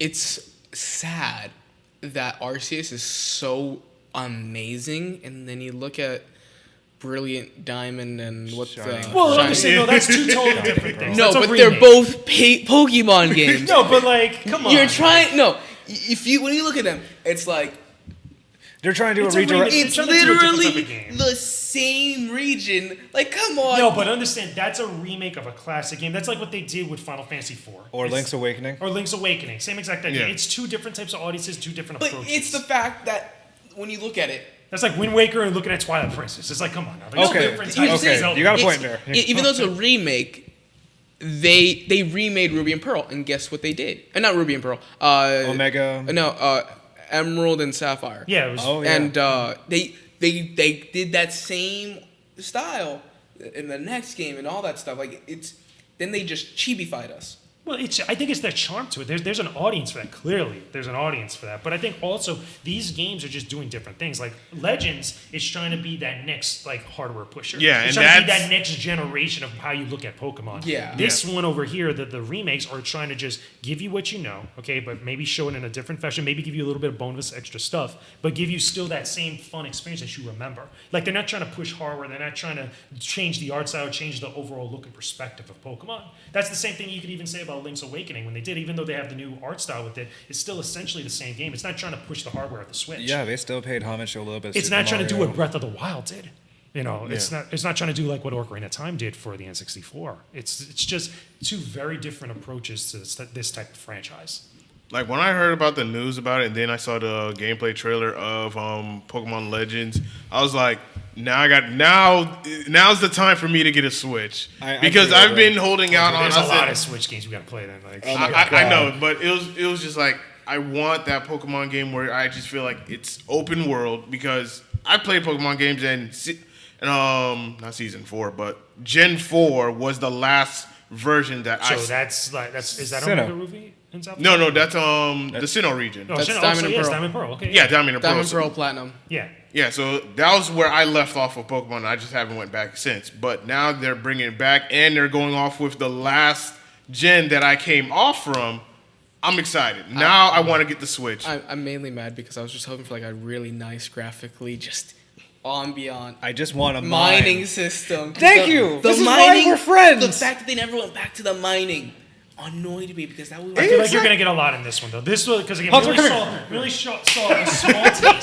It's like we saw a small little bit, and the one thing that I did My take away, the one thing I did take away from this Legends game is that you're gonna be able to move around a lot. Yeah. You're gonna be able to see wild Pokemon, which is a big deal because Yeah. other RPGs have done that in the past with their enemies and stuff. But this is a big deal because again, you're gonna be trying to complete the Pokedex. You're gonna be trying to do other Sword and stuff. Shield was actually like that briefly. Yeah, briefly, but like this one looks like they're really committing to this. And then on top of that, like just the idea, like if you could take that same concept of being able to go where you see and go Yeah. where you could actually lay your eyes on from Breath of the Wild and apply it to a Pokemon game, and then have like different Pokemon regulated to different regions and certain types and stuff. There's a lot of cool meta stuff you could do with that. Yeah. And then again, beyond that, just looking at some of the stuff that you could do with the Pokemon series. That people really love, like, between the different mini games, between the types of stuff with trading, special events, especially taking some of the stuff that people have done with Pokemon Go and then trying to apply it to this game. Because I'm pretty sure they're going to try to tie a lot of this stuff together between Pokemon Go, Pokemon Bank, and all these other things. Like, Pokemon Champions. there's a lot of stuff that they could do. Or Yeah. at least a lot of potential. There's an open opportunity. Yeah, I'm excited for this game, and I want it to succeed because if it succeeds, then that means it's going to open doors for other Pokemon games, especially open world, because I've been wanting an open world Pokemon game for the longest. Me freaking too. I've seen Ever since the N64, where we had Pokemon Snap, it was Pokemon Coliseum. Yes. Yeah. Pokemon Coliseum, I feel like was the one I that showed still you feel like to- we should get dude, in Pokemon. those battles in this game is exactly pulled from that same perspective, of just the look of it from Pokemon Coliseum. But Then there's now Pokemon it's GX. in the world. It probably is going to look seamless. Like, I mean, I'm pretty sure they're going to have like transition and stuff. But like Yeah. when It's you gonna be see a tra- trainer out there, or you see a Pokemon you want to go fight, immediately it's a quick transition. No, looks like no loading. Imagine how awesome that's going to look. Oh my Oh god. yeah, so definitely. It's gonna be My really- It'll mind's be gonna like blow. realistic Pixelmon. Yeah, the same thing that we wanted from Pokemon Go. Like the same idea. Like you're in the open world, like doing that, and you just get those quick transitions. You run into a Pokemon that's like right next to you. It's the same idea. And it's gonna be really freaking cool. I can't wait for Their it. battle system might be very simplified, Yeah, of course. Well, Pokemon's battle system has always been simple. but like in this nature. one is just like straight up. I feel It's like just, you're gonna get the same thing you got. it'll just be more of a high def version. Yeah, That's exactly. pretty much it. Like, But that's- we've been actually they're wanting. gonna probably have the same 4 move system. Imagine I'm if cool they with that. imagine if they did like how it's in like in the anime and stuff like that. How you just choose like from the entire learned list. Dodge. I wish that'd be cool, but the reason why I don't think that would work is because one, we The competitive gain- scene would be just Well, destroyed. that I think that's part of it, but I think also just the resources you have devoted to things going on, because like when a game is running and stuff, like it has all this stuff happening at the same time. So on top of having to store all those animations for all those moves, remember you still got to have the environments going. You still have to have the Pokemon, their behaviors, the trainers, your stats, and all this other stuff. Whatever online components. I feel like there's gonna already be so many things in motion, and the Switch, even a new version of the Switch, can only do so much compared to other hardware. Like they're like, imagine a Pokemon game with the PS5 hardware. Then I feel like that would be something like we get to that level. Charizard, Here's you the fly. thing, though. Like this phone, I think it has like, I think it was like 18. I don't know how many gigabytes of RAM. This thing's literally a laptop in my hand. This thing Better than the Switch This thing. in some way, baby. Let me look. Now I'm curious to look at the specs of the Switch and just see like how many gigs of RAM. Be like, okay, so whose phones are like better hardware-wise than the Switch? Yeah, but what I do like about Arceus is it's a different timeline. Yeah, It And literally- Isn't this take place in the past? It looks like it takes. feudal Japan, right? Yeah, Yeah. they made a feudal style of Sinnoh. I'm like, hold on. But this- wait, if this takes place in Sinnoh and it's a feudal style, does that mean it's still present day for the rest of the Pokemon worlds, or is it just like way Or it in might the be like an past? adaptation or another universe. This, Like, you know this what I mean? opens Like- up the whole questions Like, of Pokemon. I'd be cool if it was still like present day, quote unquote, Pokemon world, but like that region of Sinnoh or that part of Sinnoh is actually like that old style Japan. Like, because Yeah. there are places like that that to me that would make sense, because that means that you could still bring in other elements from other Pokemon games and regions. Now, and if they still bring new maintain Pokemon, I'd be faithful cool with to that this. too. Yeah, like it'd be cool. Or more hidden legendaries because it's focusing on Arceus, but I'm sure we're going to see Oh, yeah, Dialga I'm pretty and sure we're gonna see Palkia. more. Yeah. Yeah, of course. And then maybe even Giratina. That's even a shot once you catch Arceus, or Mm-hmm. you're supposed to You're, catch I it. think it's Giratina then Arceus. Yeah. Because chances are they're probably gonna. If I remember correctly, you would probably find the worshippers of Giratina, because Giratina was a bit of like it. From what it felt like to me, it was like a culty thing, Yeah. very cultist like. So like, and since it's gonna be very old, it should show. Like you probably have to fight Giratina's followers. You know what I kind of would thing. love now, just thinking about it now? I would love that if this game, like when it's done, we have this region and we get DLC for it, kind of like what we did for like Sun and Moon, and it gives us another area to go to. Johto. Yeah. I would love to go to Johto or to Kanto and to see Yes. like how this like style will look for those regions that I know, because it'd be awesome. Yeah, Especially for the definitely. 25th anniversary of Pokemon, like that. That'd be pretty freaking Oh, cool. definitely. Oh, we got a Now thinking comment. about it. Feudal Post Malone. Yeah, right. You want to read the I, comment? that was Yeah, weird too. yeah. like, We I got didn't get COVID. to watch it. Hold on, Post guys. Malone- I don't know. It's just a weird combination. It just seems like the then- Pokemon Company and Nintendo's a brand wouldn't work with someone like Post Malone. It just seems too random. Like, Dude, it is okay, spontaneous. You had who was like it? it seems like Post Malone would work with Fortnite. I feel like that would make more sense. No, Like, there was that one. I don't know who worked with Fortnite. There was this other guy who worked with Roblox. Lil this Nas was X. so weird. Like, It was so live. Lil Nas X. Lil Nas did Roblox. oh my god, it's just It so was random. lit. It was for Christmas too, and that's where he debuted his Christmas song. I'll tell you one thing though, it shows you the audience size of those things, like Roblox, Fortnite, and obviously Pokemon. Like just the outreach, in the general. But wait, we're gonna go back to Pokemon real quick. So we've got a comment saying Arceus Legends takes place before the Pokedex. You're making the Pokedex. The Pokeballs are older models. That'd yeah, be interesting. they show That that, but it's makes not. sense. It's those Pokeballs. They. Okay, so you guys watched Celebi, right? That Yes. movie. yeah, Yeah. That Pokeball Years was ago. like. Ancient. Like I don't know where that timeline comes in, because the Pokeballs that we see in Arceus they're very Like wooden. similar to what we already have compared to that. They're very archaic. They're very archaic, but they seem more refined than the one that they showed in that movie. So I feel like there's some weird. They're fiddling with the timeline a little It's bit. there's a weird overlap Yeah. in terms of the way the Because technology looks. With legendaries, because you have Palkia and Dialga, known as Space and Time Pokemon. Then you have Celebi, which is like that small little unit. Then Giratina. Then Arceus is like God. Yeah. Arceus is literally a god. Because Arceus like created the universe, right? Or created all living things, technically, I think. Yeah. Something like that. Then you have like briefly you have Kyogre and Groudon as like the earth and the water, and Lugia hidden in the water. Then you have the 3 birds, but like to show elements of each one. 4 birds. 4 birds. Yeah, 4 birds. I forgot about Ho-Ho.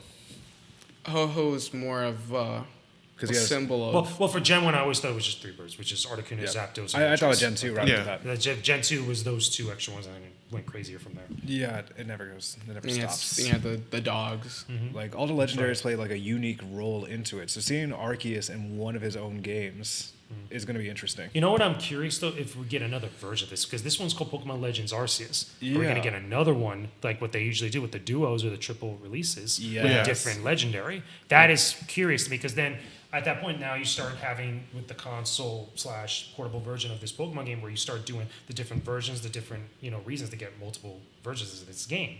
Like it'd be really, really interesting to see It's if the they lore. commit to that, or if they do a thing like they release this game next year and then they have DLC that has a featured different legendary. I mean, again, there's a lot of potential that we just don't know, and we got Agreed. already just It's enough. kind of like Fallout 3 and Fallout New Vegas, Yeah. where it's an entire extension of the universe Yeah. that adds on to the lore. PlayStation did this with Uncharted, Uncharted Lost Legacy. We did it with Spider-Man Miles Morales. Same Yeah. idea, same concept.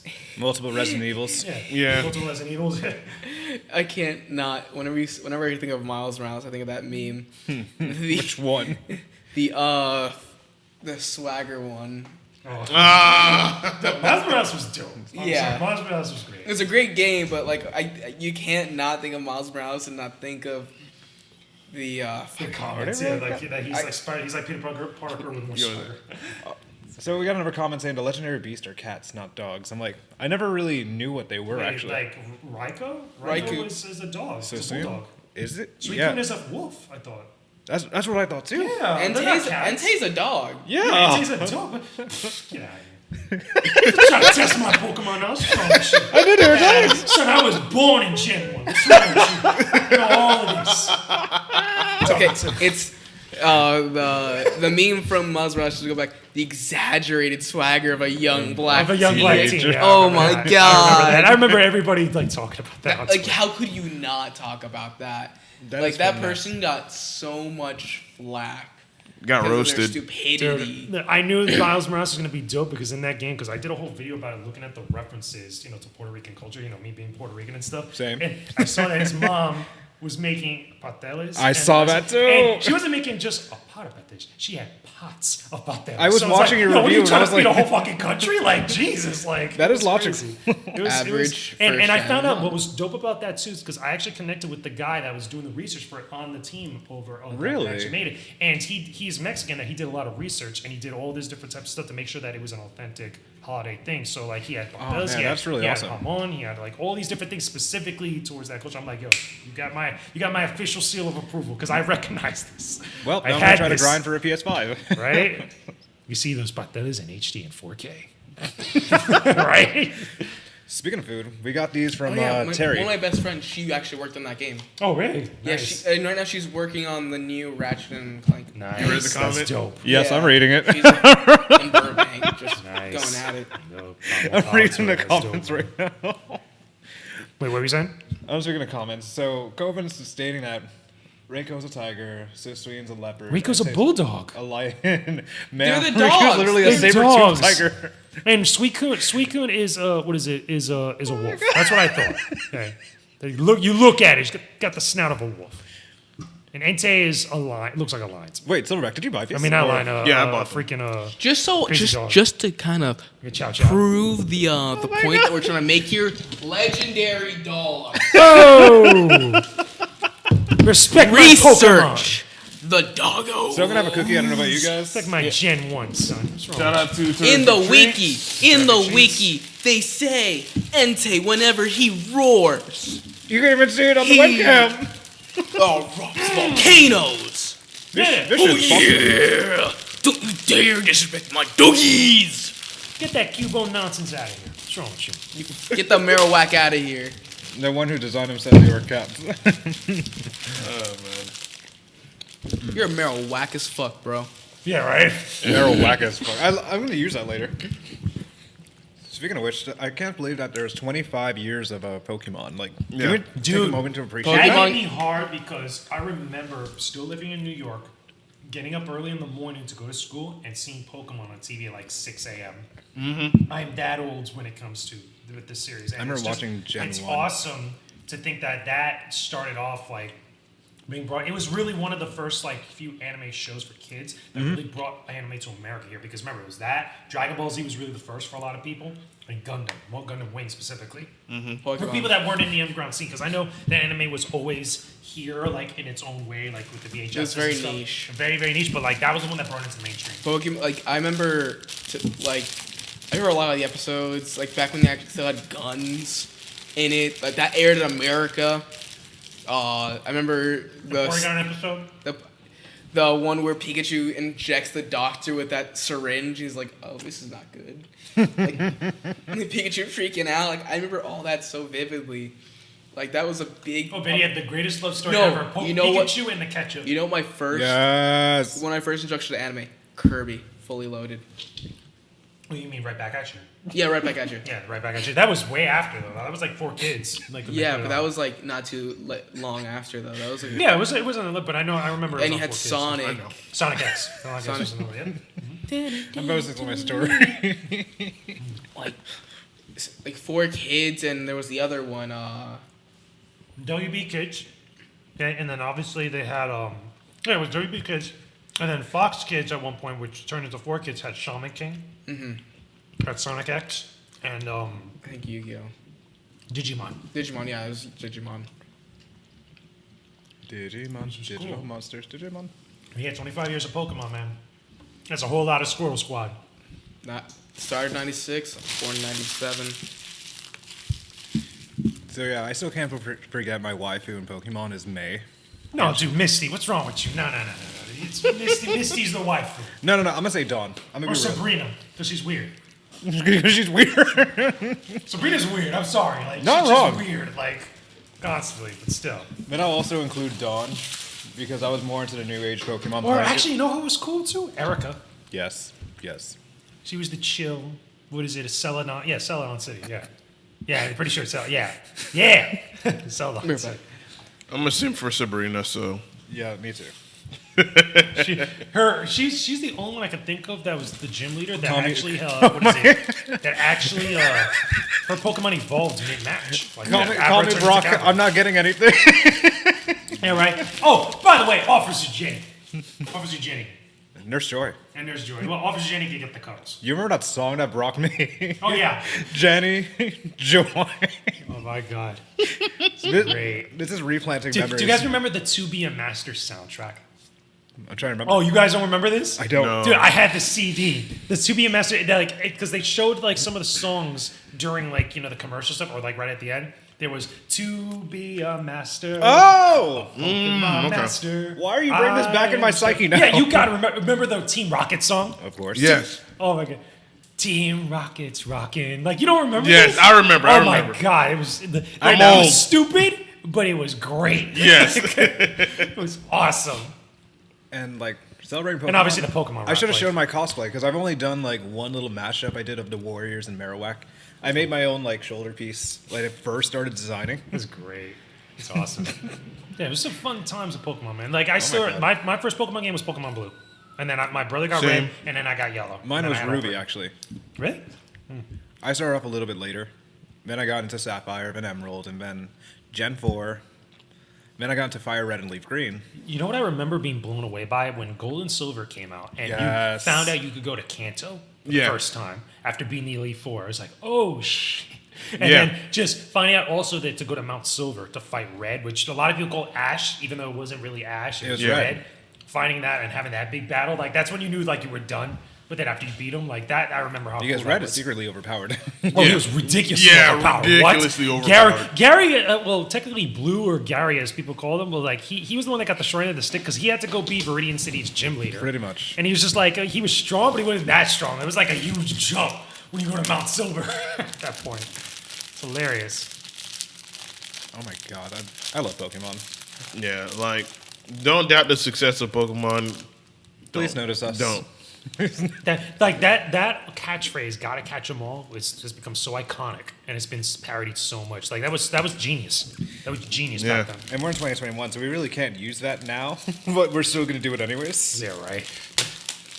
Do you guys feel like they've run out of ideas when it comes to I creating thought they Pokemon? ran out of design ideas. Design ideas, Dude, yeah. when they started doing a cog or a keys as a Pokemon design, I'm like, come on now. Like, Yeah. you're trying way too hard. That's why I felt like older gens were much more interesting and better because like they were based off animals and they were Yeah. based off of like different types of animals and like you could relate. Like you could pretend like you're going into the forest or like your local home and like trying to catch Pokemon stuff. Now Yeah. with Pokemon Go, that's a little bit more real. You could do that, but like when you start having these designs, like the stupidest design in Gen 1 is Voltorb and Magnemite.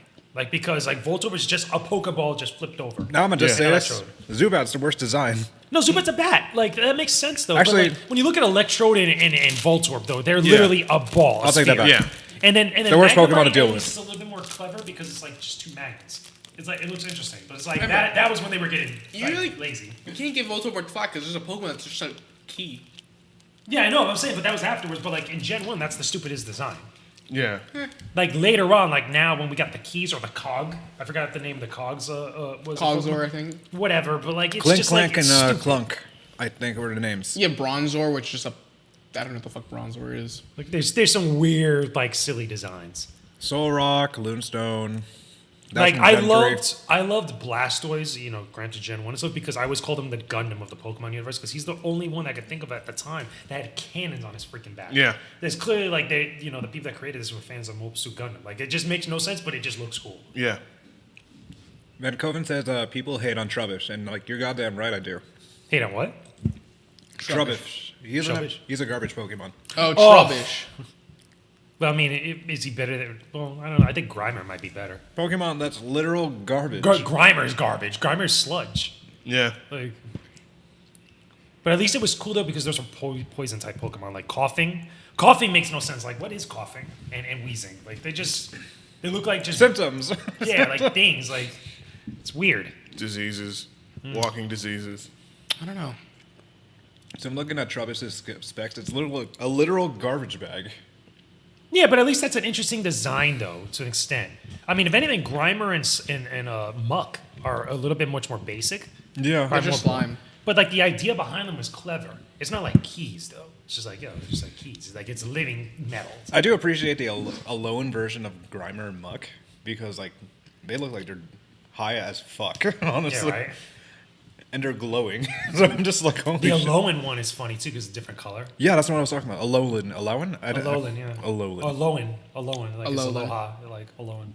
I never got the concept of all these alone forms, this other form. I'm It's like, just variations on them. It's Variations. like the shinies for some Pokemon, but like the Okay. shinies though, they're just different colors and they're different It's variants. to show that there was an evolutionary break Yeah. Yes. from the main. Different types of the species. So that way they could survive in those climates. So like Sandshrew, which normally is in the desert area, or like Right. it's more ground stuff. The Alolan Sandshrew is an ice poke version of it. And then that's like in the Vulpix is also ice. Yeah, Vulpix is also ice. And Or Nidos. Executor. Okay, the Executor is a palm tree, but like the ones in the Alolan version are really tall palm trees. And just Yes. with long ass necks. Just a big variation. Because- That's more than just a color. Because they were meant to go for the think of like giraffes. The Marowak version's like straight up dark. Well, yeah, like there's other things with it that also has it's like Ghost, the, it's the, Ghost. the dual like Darth Maul looking what is it, bone? thing it Yeah. has? Yeah. That actually is kind of cool. Like The burning bone. I tried to do it as a cosplay I call inspiration, that but I couldn't chlamydia. do it. Maybe this year. Oh, it's Pretty pronounced dope, pretty Alolan. Nick, you going? I like it. Pokemon's fun. Pokemon's fun. I mean, It I'm is. not super into it like I am with other games, but I gotta respect it. It It's really has cool. like a niche that we can all appreciate.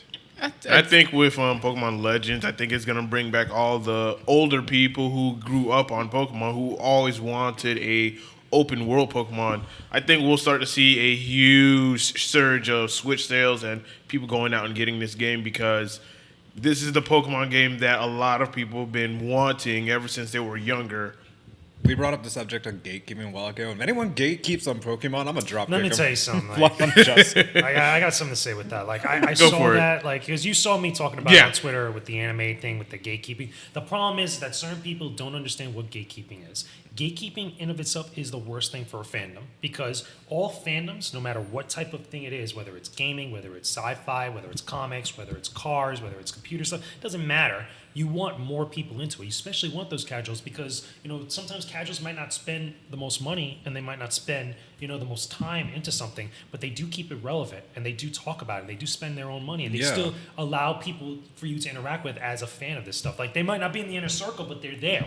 They're showing up. You know, when people say that about anime, or what I saw with, you know, about anime and stuff, it's such a ass backwards mentality to have or perspective to have because and trying to have like this list, like you're trying to fill out the list to a car, or you got to fill out this criteria, like you're trying to apply to a college. It's like, come on now, like if they're engaging and watching this stuff, like with anime or games or whatever, they're still fans of it. It's like the same argument with mobile gaming. Mobile games are still games. They're just played in a different fashion, in a different way. And it's like they might not have the same quality as the console games we love or that we know, and they might not have the same like effort and energy put into them when they're made, but there's still something that people is engaging with that's still gaming. And it's like this idea of like you're trying to just force out people or just keep people back. Like you're trying to put up this barrier of stuff. You do more harm to your fandom than good. And it's like such a thing in gaming we've dealt with for years. Oh, yeah. We criticize ourselves for it, and yet we still have people that still do the same thing because there's so much crossover between gaming, anime, and all this other stuff. Yeah. People need to stop that. And they need to stop allowing people to have audiences with that mentality, you know, to continue to flourish because it's like they're the ones that continuously push those stereotypes and the nonsense that we see all the time that we always are talking about getting rid of, but yet we still engage with nonsense like that.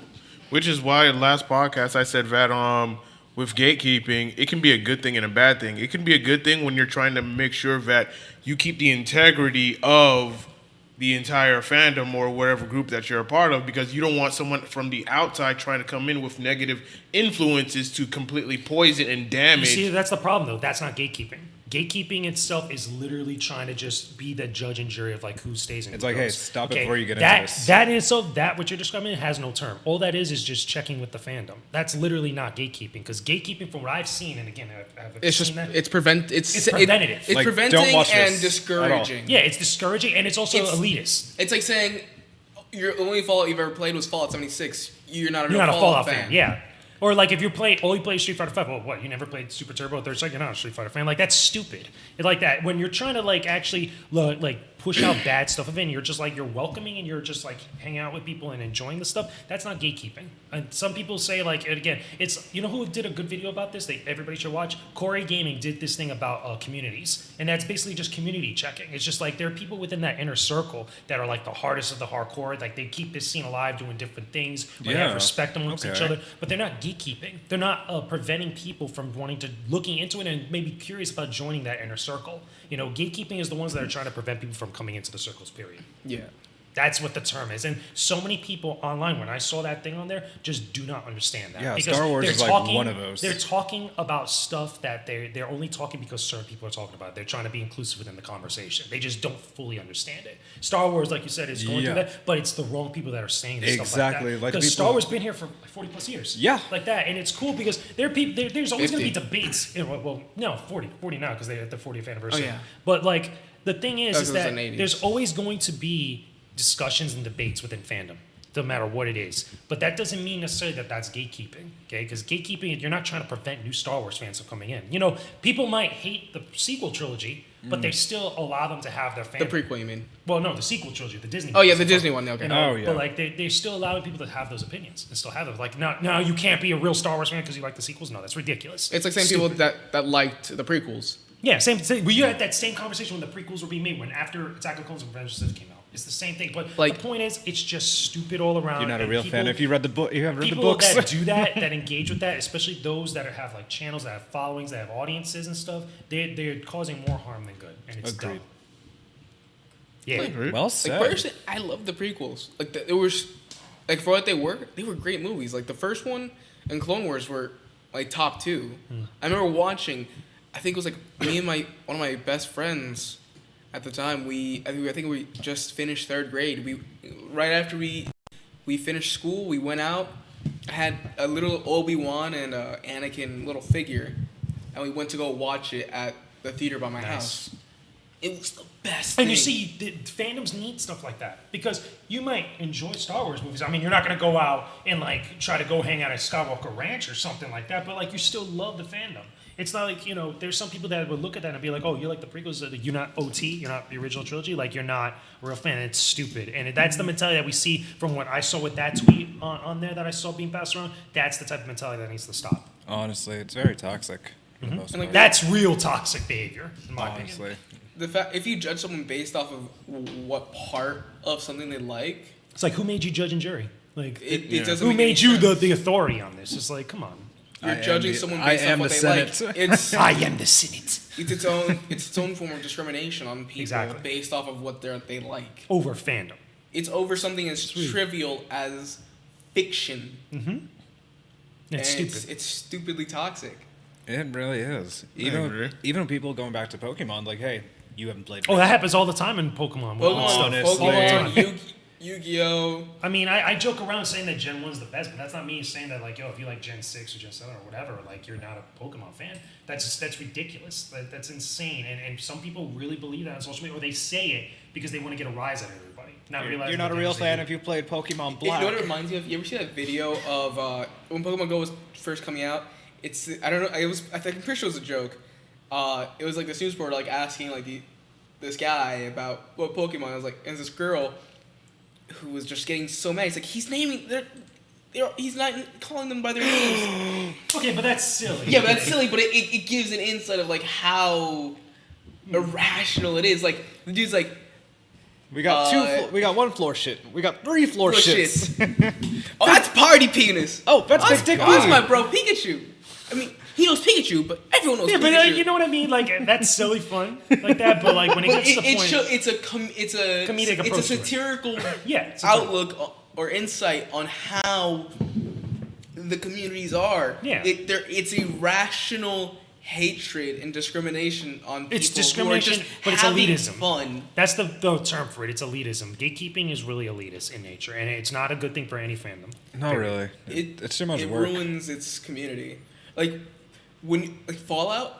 Like I was reading articles recently about Fallout 76 because like they're bringing out new content, and all I saw was some of the most wholesome things about like how there's role play communities and it's just everyone pitching in and helping each other. Kind of like it's a whole like multitude of communities who are like just role playing as if it was like they just got out of the vault kind of thing. Yeah, it's like, LARPing. It's LARPing or ARG. Yeah, but it's like you have some people that made like newsstands, farms, like all that stuff, like full on Brotherhood of Steel factions, settler Nice. factions, people just having fun for the sake of having fun. Exactly. Yeah. That's what gatekeeping stops people from having fun. Like they're like those like as silly as it sounds, games like that invite that community are what increase that community's Exactly. vitality. They want more people. They need more people to join. And the funny thing about like Fallout is, like I remember playing the game early on, that 76 from the get go was one of the most wholesome games. Like you had people going out of their way to help other people. That's like really you nice. say, like I was one of the people who Sherpa'd new players in the game. Like me and my group of friends that I'd made, they're the same group that like we'd beat one of the first Scorch Beast Queens. We literally, when new players come in, we would help them out, show them what to do, and give them tips on how to level up and like how to do the perk cards. So the perk system is very complicated when you first start because you don't know how to do it. You want to allocate if you want to do a certain build, and it's only until you reach. I don't think they implemented it at the time, but you could switch out points later on to make new builds. Because like at the time, me and my friends were like level 120 at the time, because like we'd been playing for a while, like just nonstop, and like that's the same thing with Destiny too. There were Sherpas, like people who just God. out of nowhere like would just help people. Those with were the raids. amazing times. Yeah. Like Good they time. go out of their way to help and guide people, no matter how long it took, Lord just Shax to make is my sure dad. that they knew what they were doing. And And like I was a Sherpa on Destiny 2 for a while because I had new players are coming in after one of the DLCs had come out, and I was showing them the methods to the raids because I had gotten it down to like that. Like I was able to each stage we did once. We never had to backtrack. I knew most of the underground pattern tunnels. Remember that? I knew the how to do the like the turrets. Remember those? Like I knew all that, and I was helping people just nonstop because I just knew, and I was like, this is fun for me.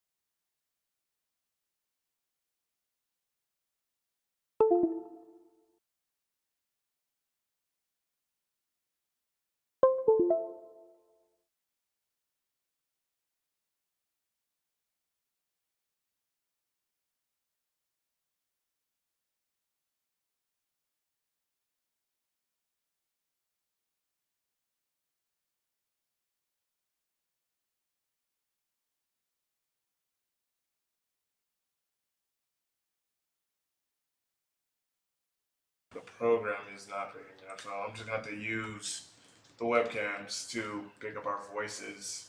So, people, yeah, this. It was the legendary cats. But I think maybe EA got tired of us talking shit about Anthem. They were like, no, Yeah. fuck that. No. Yep, You gotta be. It's in the game. Wait, okay, now it showed up. Oh, Okay, all right, now we're good. We're good. Now we're good. Yeah. Cool. So, 100% Hunter, good. why the hell Yes. are you sexy? We're super good. Yeah, so the question that we, I apologize for the audio issues and whatnot. This mixer got problems. But anyways, why so sexy, Hunter? I Why? just am. What do you do? Is it this condition you use? Is it a motivation you have? I use 3-in-1. I just am sexy. My guy. I'm a lazy bastard. So am I. And the next question, this comes from Hyper Chick Cosplay. She says, "How to deal with people trying to cancel you?" My go-to solution. Wait, I got a simple one of that. Tell them. So you say, "Here are my balls. You can suck them." I got one in better. Like, just don't even give them energy. Yeah. Just like, like a lot of people had to deal with that recently for a number of different reasons. It's just like, the only reason why people who are so negative and canceling and stuff that perpetuate is all because like people give them energy. Just like ignore them. Just Like- they're insignificant. Like, I played they're- verbal I tennis. had fights breaking out of my If you comment know you section. didn't do anything wrong, you don't have to acknowledge the nonsense that people say to you. I've had that happen to me where people have said horrible things about me that were just straight up not true. Like there was one time I had a thing where on a website that I was with that I had to pull rank on someone because they were doing something they were not supposed to be doing. Like they were going to events and representing us without telling anybody and was trying to get certain games. Oh. So I had to pull rank and tell the publisher, like, hey, listen, if you're going to send this game over, send it to me or to the editor-in-chief because that's how we do things. We talk to each other. And they tried to come out and say that I was stealing games. Meanwhile, I'm the senior editor of the website. It's like, come on now. How does that even? It's a long story. Like, Wow, that's an effort. but yeah, but like sometimes people will come out and say things like that, or they'll try to give you an impression like you're a bad person. So don't give them that energy. Like, show people the complete opposite of that by not giving that energy. Yeah. I just play verbal tennis. I had so many like toxic comments in my comment section after Otaku Fest. Like none towards me, and it was someone that had no mutuals. It was just like a random person, and I just like deleted the comment. I was like, "Oh, so you went to the convention?" I was like, Oh, that happened to me too. You know what it is? You know what it is with that? Because I almost went to Otaku Fest. You know, obviously I didn't go because I decided not to go and I had other things to deal with. Yeah. The problem is, though, is that yes, we are in a pandemic, but one of these things that people don't understand is that these events have to at least, you know, continue to do their thing. Some of them paid for the locations already. Some of them already committed with contracts and stuff. I even had it where I was talking with someone that runs PAX East, PAX East, that they still have to announce these dates and put these things aside and then change it up afterwards because there's contracts they have to follow. Like there's certain rules. Right. You know, just because the pandemic's happening, that doesn't mean that these companies can't have to stop making money. exactly. You know, like people they have to still live. people still go to the malls and the beaches and all this other Yeah, like, stuff. where's the outrage on that? Where's the canceling on that or the outrage on that? It's And you're one thing to be upset about people who are not following protocol. It's one thing Yeah. to be Yeah. upset. Like we're not wearing masks right now, but we came in all with masks. I'm pretty sure. Like when I came in, you saw me wearing a mask and stuff. Yeah. Like we going Like, outside. There's steps, but like people sometimes they want to be mad because they see other people being mad and they want to be on the right side of things. And then sometimes you know that gets in the way of rational thinking. Yeah. Yes. Like, the only issue with Otaku Fest was that one vendor, who I'm not going to call out, that they were incredibly irresponsible because they got tested before they got to the convention. Okay, was that like confirmed? Because I saw some people talking about this. No, like, okay, so I saw their post and I was like, something's fucked about this, and I said, where are the dates? They literally was post like, it was confirmed after the fact. okay, that they were- that, that they that, were that negative. gets hazy then because No, because like they deliberately withheld the date of the confirmation, and I called them out on it in their comment you section. see, then that's and, irresponsible. And That then sounds people irresponsible. started following suit, commenting and replying onto my comment because of what I Okay, said. but that's the thing. That's not the event's fault. That's not the people who are running the event's fault. No. Like, yo, they're going there taking, you know, steps and all this stuff, but like at that point it's personal responsibility. for Yeah, me. like honestly, it's the vendor's fault, 100%. The only thing the event could have done is 2 days, 3 days prior, required every vendor to get tested. Yeah, that should be said. That sounds fair. Like That's cool. it's a harmless thing. It takes an hour out of your day. Like even if it's like a week before the event, you're not going to be really doing much other than prepping your inventory.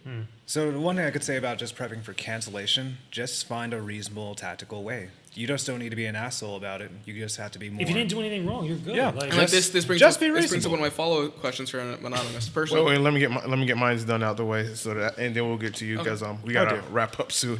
Yeah. I'm gonna say that for me it's just how do I deal with people trying to cancel me? Simple. I just don't give them power. I tell them I don't care because when they see that I don't care, they don't have power. When I care, they have power. So if I give them a reason that I don't care, you can do whatever you want. You literally have no power to do anything towards me, especially over on the internet. I'm not going to give you power. I'm not going to care. And guess what? I'm still going to go on with my life and enjoy doing what I love while you continue to be miserable. Back to you, Hunter. One last person. Do you think people will come after anyone going to Super FanCon? Yes. Yes. Yeah. Like it's without a doubt, I'm ready. and it's gonna happen no matter what. I'm prepared. It's just no matter how you look at it, it's people being hypocrites. Like the sheer hypocrisy of everybody going after people.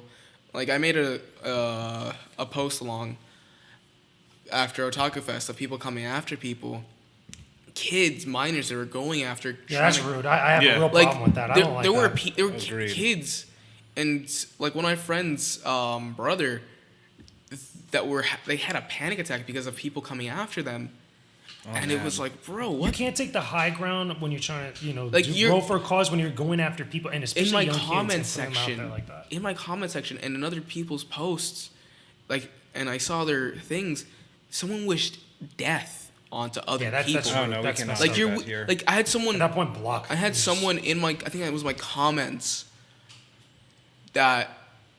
No, it was someone. It was someone I used to be friends with that I unfollowed them right after that. That they wished that whoever went to Otaku Fest, there was a handful of people who said this, that they hoped they died.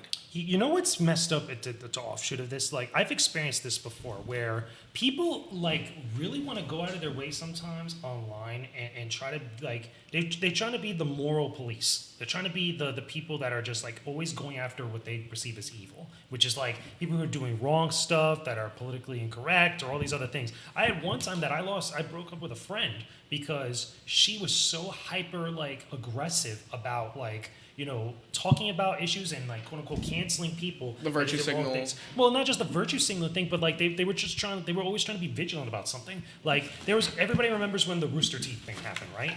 Remember this thing with Rooster Teeth? Vaguely. Okay, so long story short, guys that used to work at Rooster Teeth were doing some pretty messed up stuff, like with dating, like, other people outside their marriage and possibly, like, minors and stuff. This was a thing that was happening in the news that for a while was, like, being danced around whether it was true or not. And the crazy thing is that, sometimes we're not always plugged into the BS on Twitter and stuff. Like, I know there are times when I'm just, like, working. I don't even use even Twitter. follow, like, what's going on. So I go into a Discord and all of a sudden everybody's talking smack about Rooster Teeth. I'm like, geez, I guess we're all hating on Rooster Teeth today. Like, that's sort of weird. All of a sudden I start getting berated because I didn't know what was going on. Yeah, and people, literally this person tried to come out and say that I look like the person to give an excuse for a sexual deviant or a sexual predator. And I'm like, whoa, like, the fuck? I'm over here making YouTube videos, like, minding my own business, and literally, if I don't know anything, you're gonna call me that? Like, that's rude. That's mess. And then try to paint that out by someone. And then what's really bad is when everybody else that wants to be on the right side or doesn't want to get the ire thrown at them starts agreeing with stuff like that. It's like, whoa, like, third partying. That's when things are so, like, off the wall crazy that, like, it kills the point of actually trying to call out bad stuff when they happen, because there's nothing wrong with calling something out or a company out. But, like, when you start doing that all the time, not everything can actually be like, somebody needs to be canceled for. Like, if somebody sat down the wrong way, what, are you going to cancel them on Twitter now? Like, it's stupid. It's gotten to a point where it's gotten so ridiculous and everybody's trying to rah-rah so hard that they're almost forgetting about what the cause that they're trying to roll for. It's insane. So cancel stuff or dealing with that, you got to go with it a case-by-case basis. But if you know you didn't do anything wrong, don't give it energy. It's like people that go to the mall, like, bro, you're trying to just get the stuff that you want or need. That's it. Yeah. Like, you can't subsist off of online everything. You can't be always investing in And the on top of bullshit. the fact of the matter is, this pandemic, because of the fact that Everybody's home.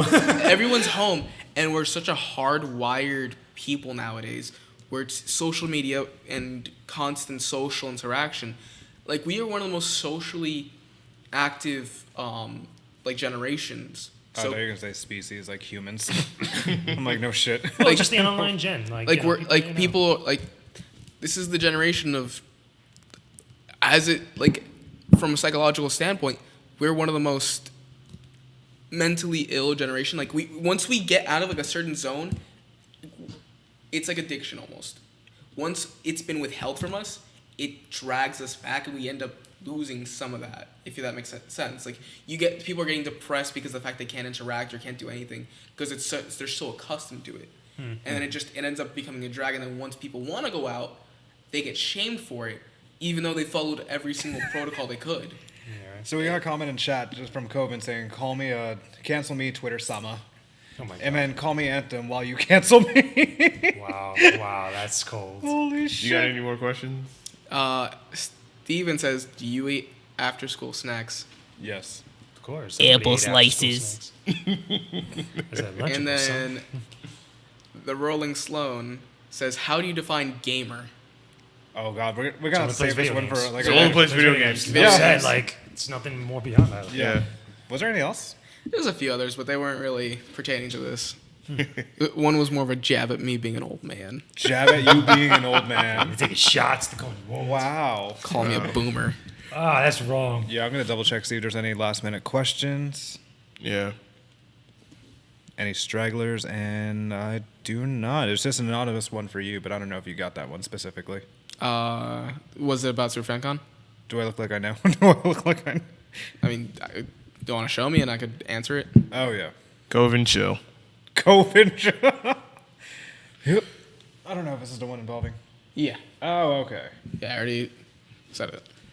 Alrighty, well, this has been. I wish we can go longer on this podcast or whatnot, because there's still a lot more that we can, still talk about. Yeah. Like, we can go on for long. Yes. But Flynn's got to open up pretty soon, so we're very, very stringent on time. But I want to thank both Hunter and Jake for coming back on again. Definitely. This has been great. I've always enjoyed having conversations with you guys, because we can go long with this, like completely long. Facts. One of these days we got to do it like maybe a 3-hour podcast. Who knows? Maybe. Oh, man, And we'll just talk about just a lot of stuff in gaming and Everything. whatnot. Who knows? Maybe another 8-man podcast will make it 3 hours long. Who knows? Do it at an event. Do a 3-hour event or at a convention, because like what you guys did before. Do it live. Do it live. I would love to do it live. Yes, definitely. Stuff like that is fun. Yeah. It was weird the first time, but definitely would do it again. Yeah. You get addicted to it. So, any final words for you guys before we close it out? You're breathtaking. Oh no! I was there for that. I was in the audience when that happened. How did you not? Everybody backwards. I did. Now I get it, because now I can see the full outfit. Now I get it. It's complete. I get it now. Like, that's funny. Look at the drip. But yeah. I guess I can say thank you for having me on. As always, again, it's always a pleasure. Always fun. Hopefully, It's everybody awesome out to there have you enjoyed. guys. It's always cool to talk games and just enjoy it, especially on a Sunday. Sundays, Yeah. it's nice. Sundays is always I like a chill it. So, day. but yeah, I'm It always always around. is. Thank you. I always appreciate it. Yeah, thank you guys for being here. 3 times in a row. Let's make it 4. Another Triple crown. I mean, Crown. the only next con that's coming up after this weekend is Mizu. I don't know if anything else is happening after that, though. I don't know. I haven't Maybe kept should. up with it. Only 2 cons I know of that are officially happening are Mizu and Mega. UI. And MegaCon. I'm not going to fucking. I would go to MegaCon. MegaCon. I don't know. Right now, for me, I'm not going to any events, like I'm as far as I could think of, for various different reasons. But like, I'm just keeping track of it. I'm doing a lot of online events, though. I know that I just sent an application thing for, was it Indie World Order? That I'm going to be doing a presentation about indie games. The difference between reviews of indie games and AAA games. Gotcha. Maybe, possibly, if lucky, if they allow me to do it, PAX panel online again, like I did last time. Oh, that would Which be so awesome. That was cool. That was my first PAX panel that I got to do, which was dope. So I definitely would love to do it again, and any others. And also, I just did Uplink. That's the other thing. Yeah, did I say. saw that I too. did. Yeah. Those panels, I'm gonna get the archives for them. I'm gonna upload into my YouTube channel. But they were amazing. That'd be dope. They were really, really fun. I got to do a lot. I was at it for like 10+ hours doing Man. stuff. So I had 6 panels that I was the host of that entire event. So Nice. it's really cool. Yeah, like for me, Make most sure of the, y'all subscribe to him, man. Yes, please show some love on YouTube. send me some follows on YouTube.com/GamersWithGains channel. and Niggerbergs. But like now that I finally have 2 of the outfits that I've been trying to build for cosplay, I'm now gonna start streaming a bit more now, because one of the biggest things for me was like the cosplay aspect of streaming, because I would always try to get at least semi-cosplay while I streamed, and it gave me just a bit more enjoyment. So now that I have 2 Keanu Reeves outfits set up ready, because I have There you Johnny, I have Johnny Silverhand. You're gonna play Cyberpunk? Yeah, I'm gonna He's stream gonna play Cyberpunk as Johnny. He's gonna be excited. Nice. Or the John Wick game. That'd be funny. The John Wick game.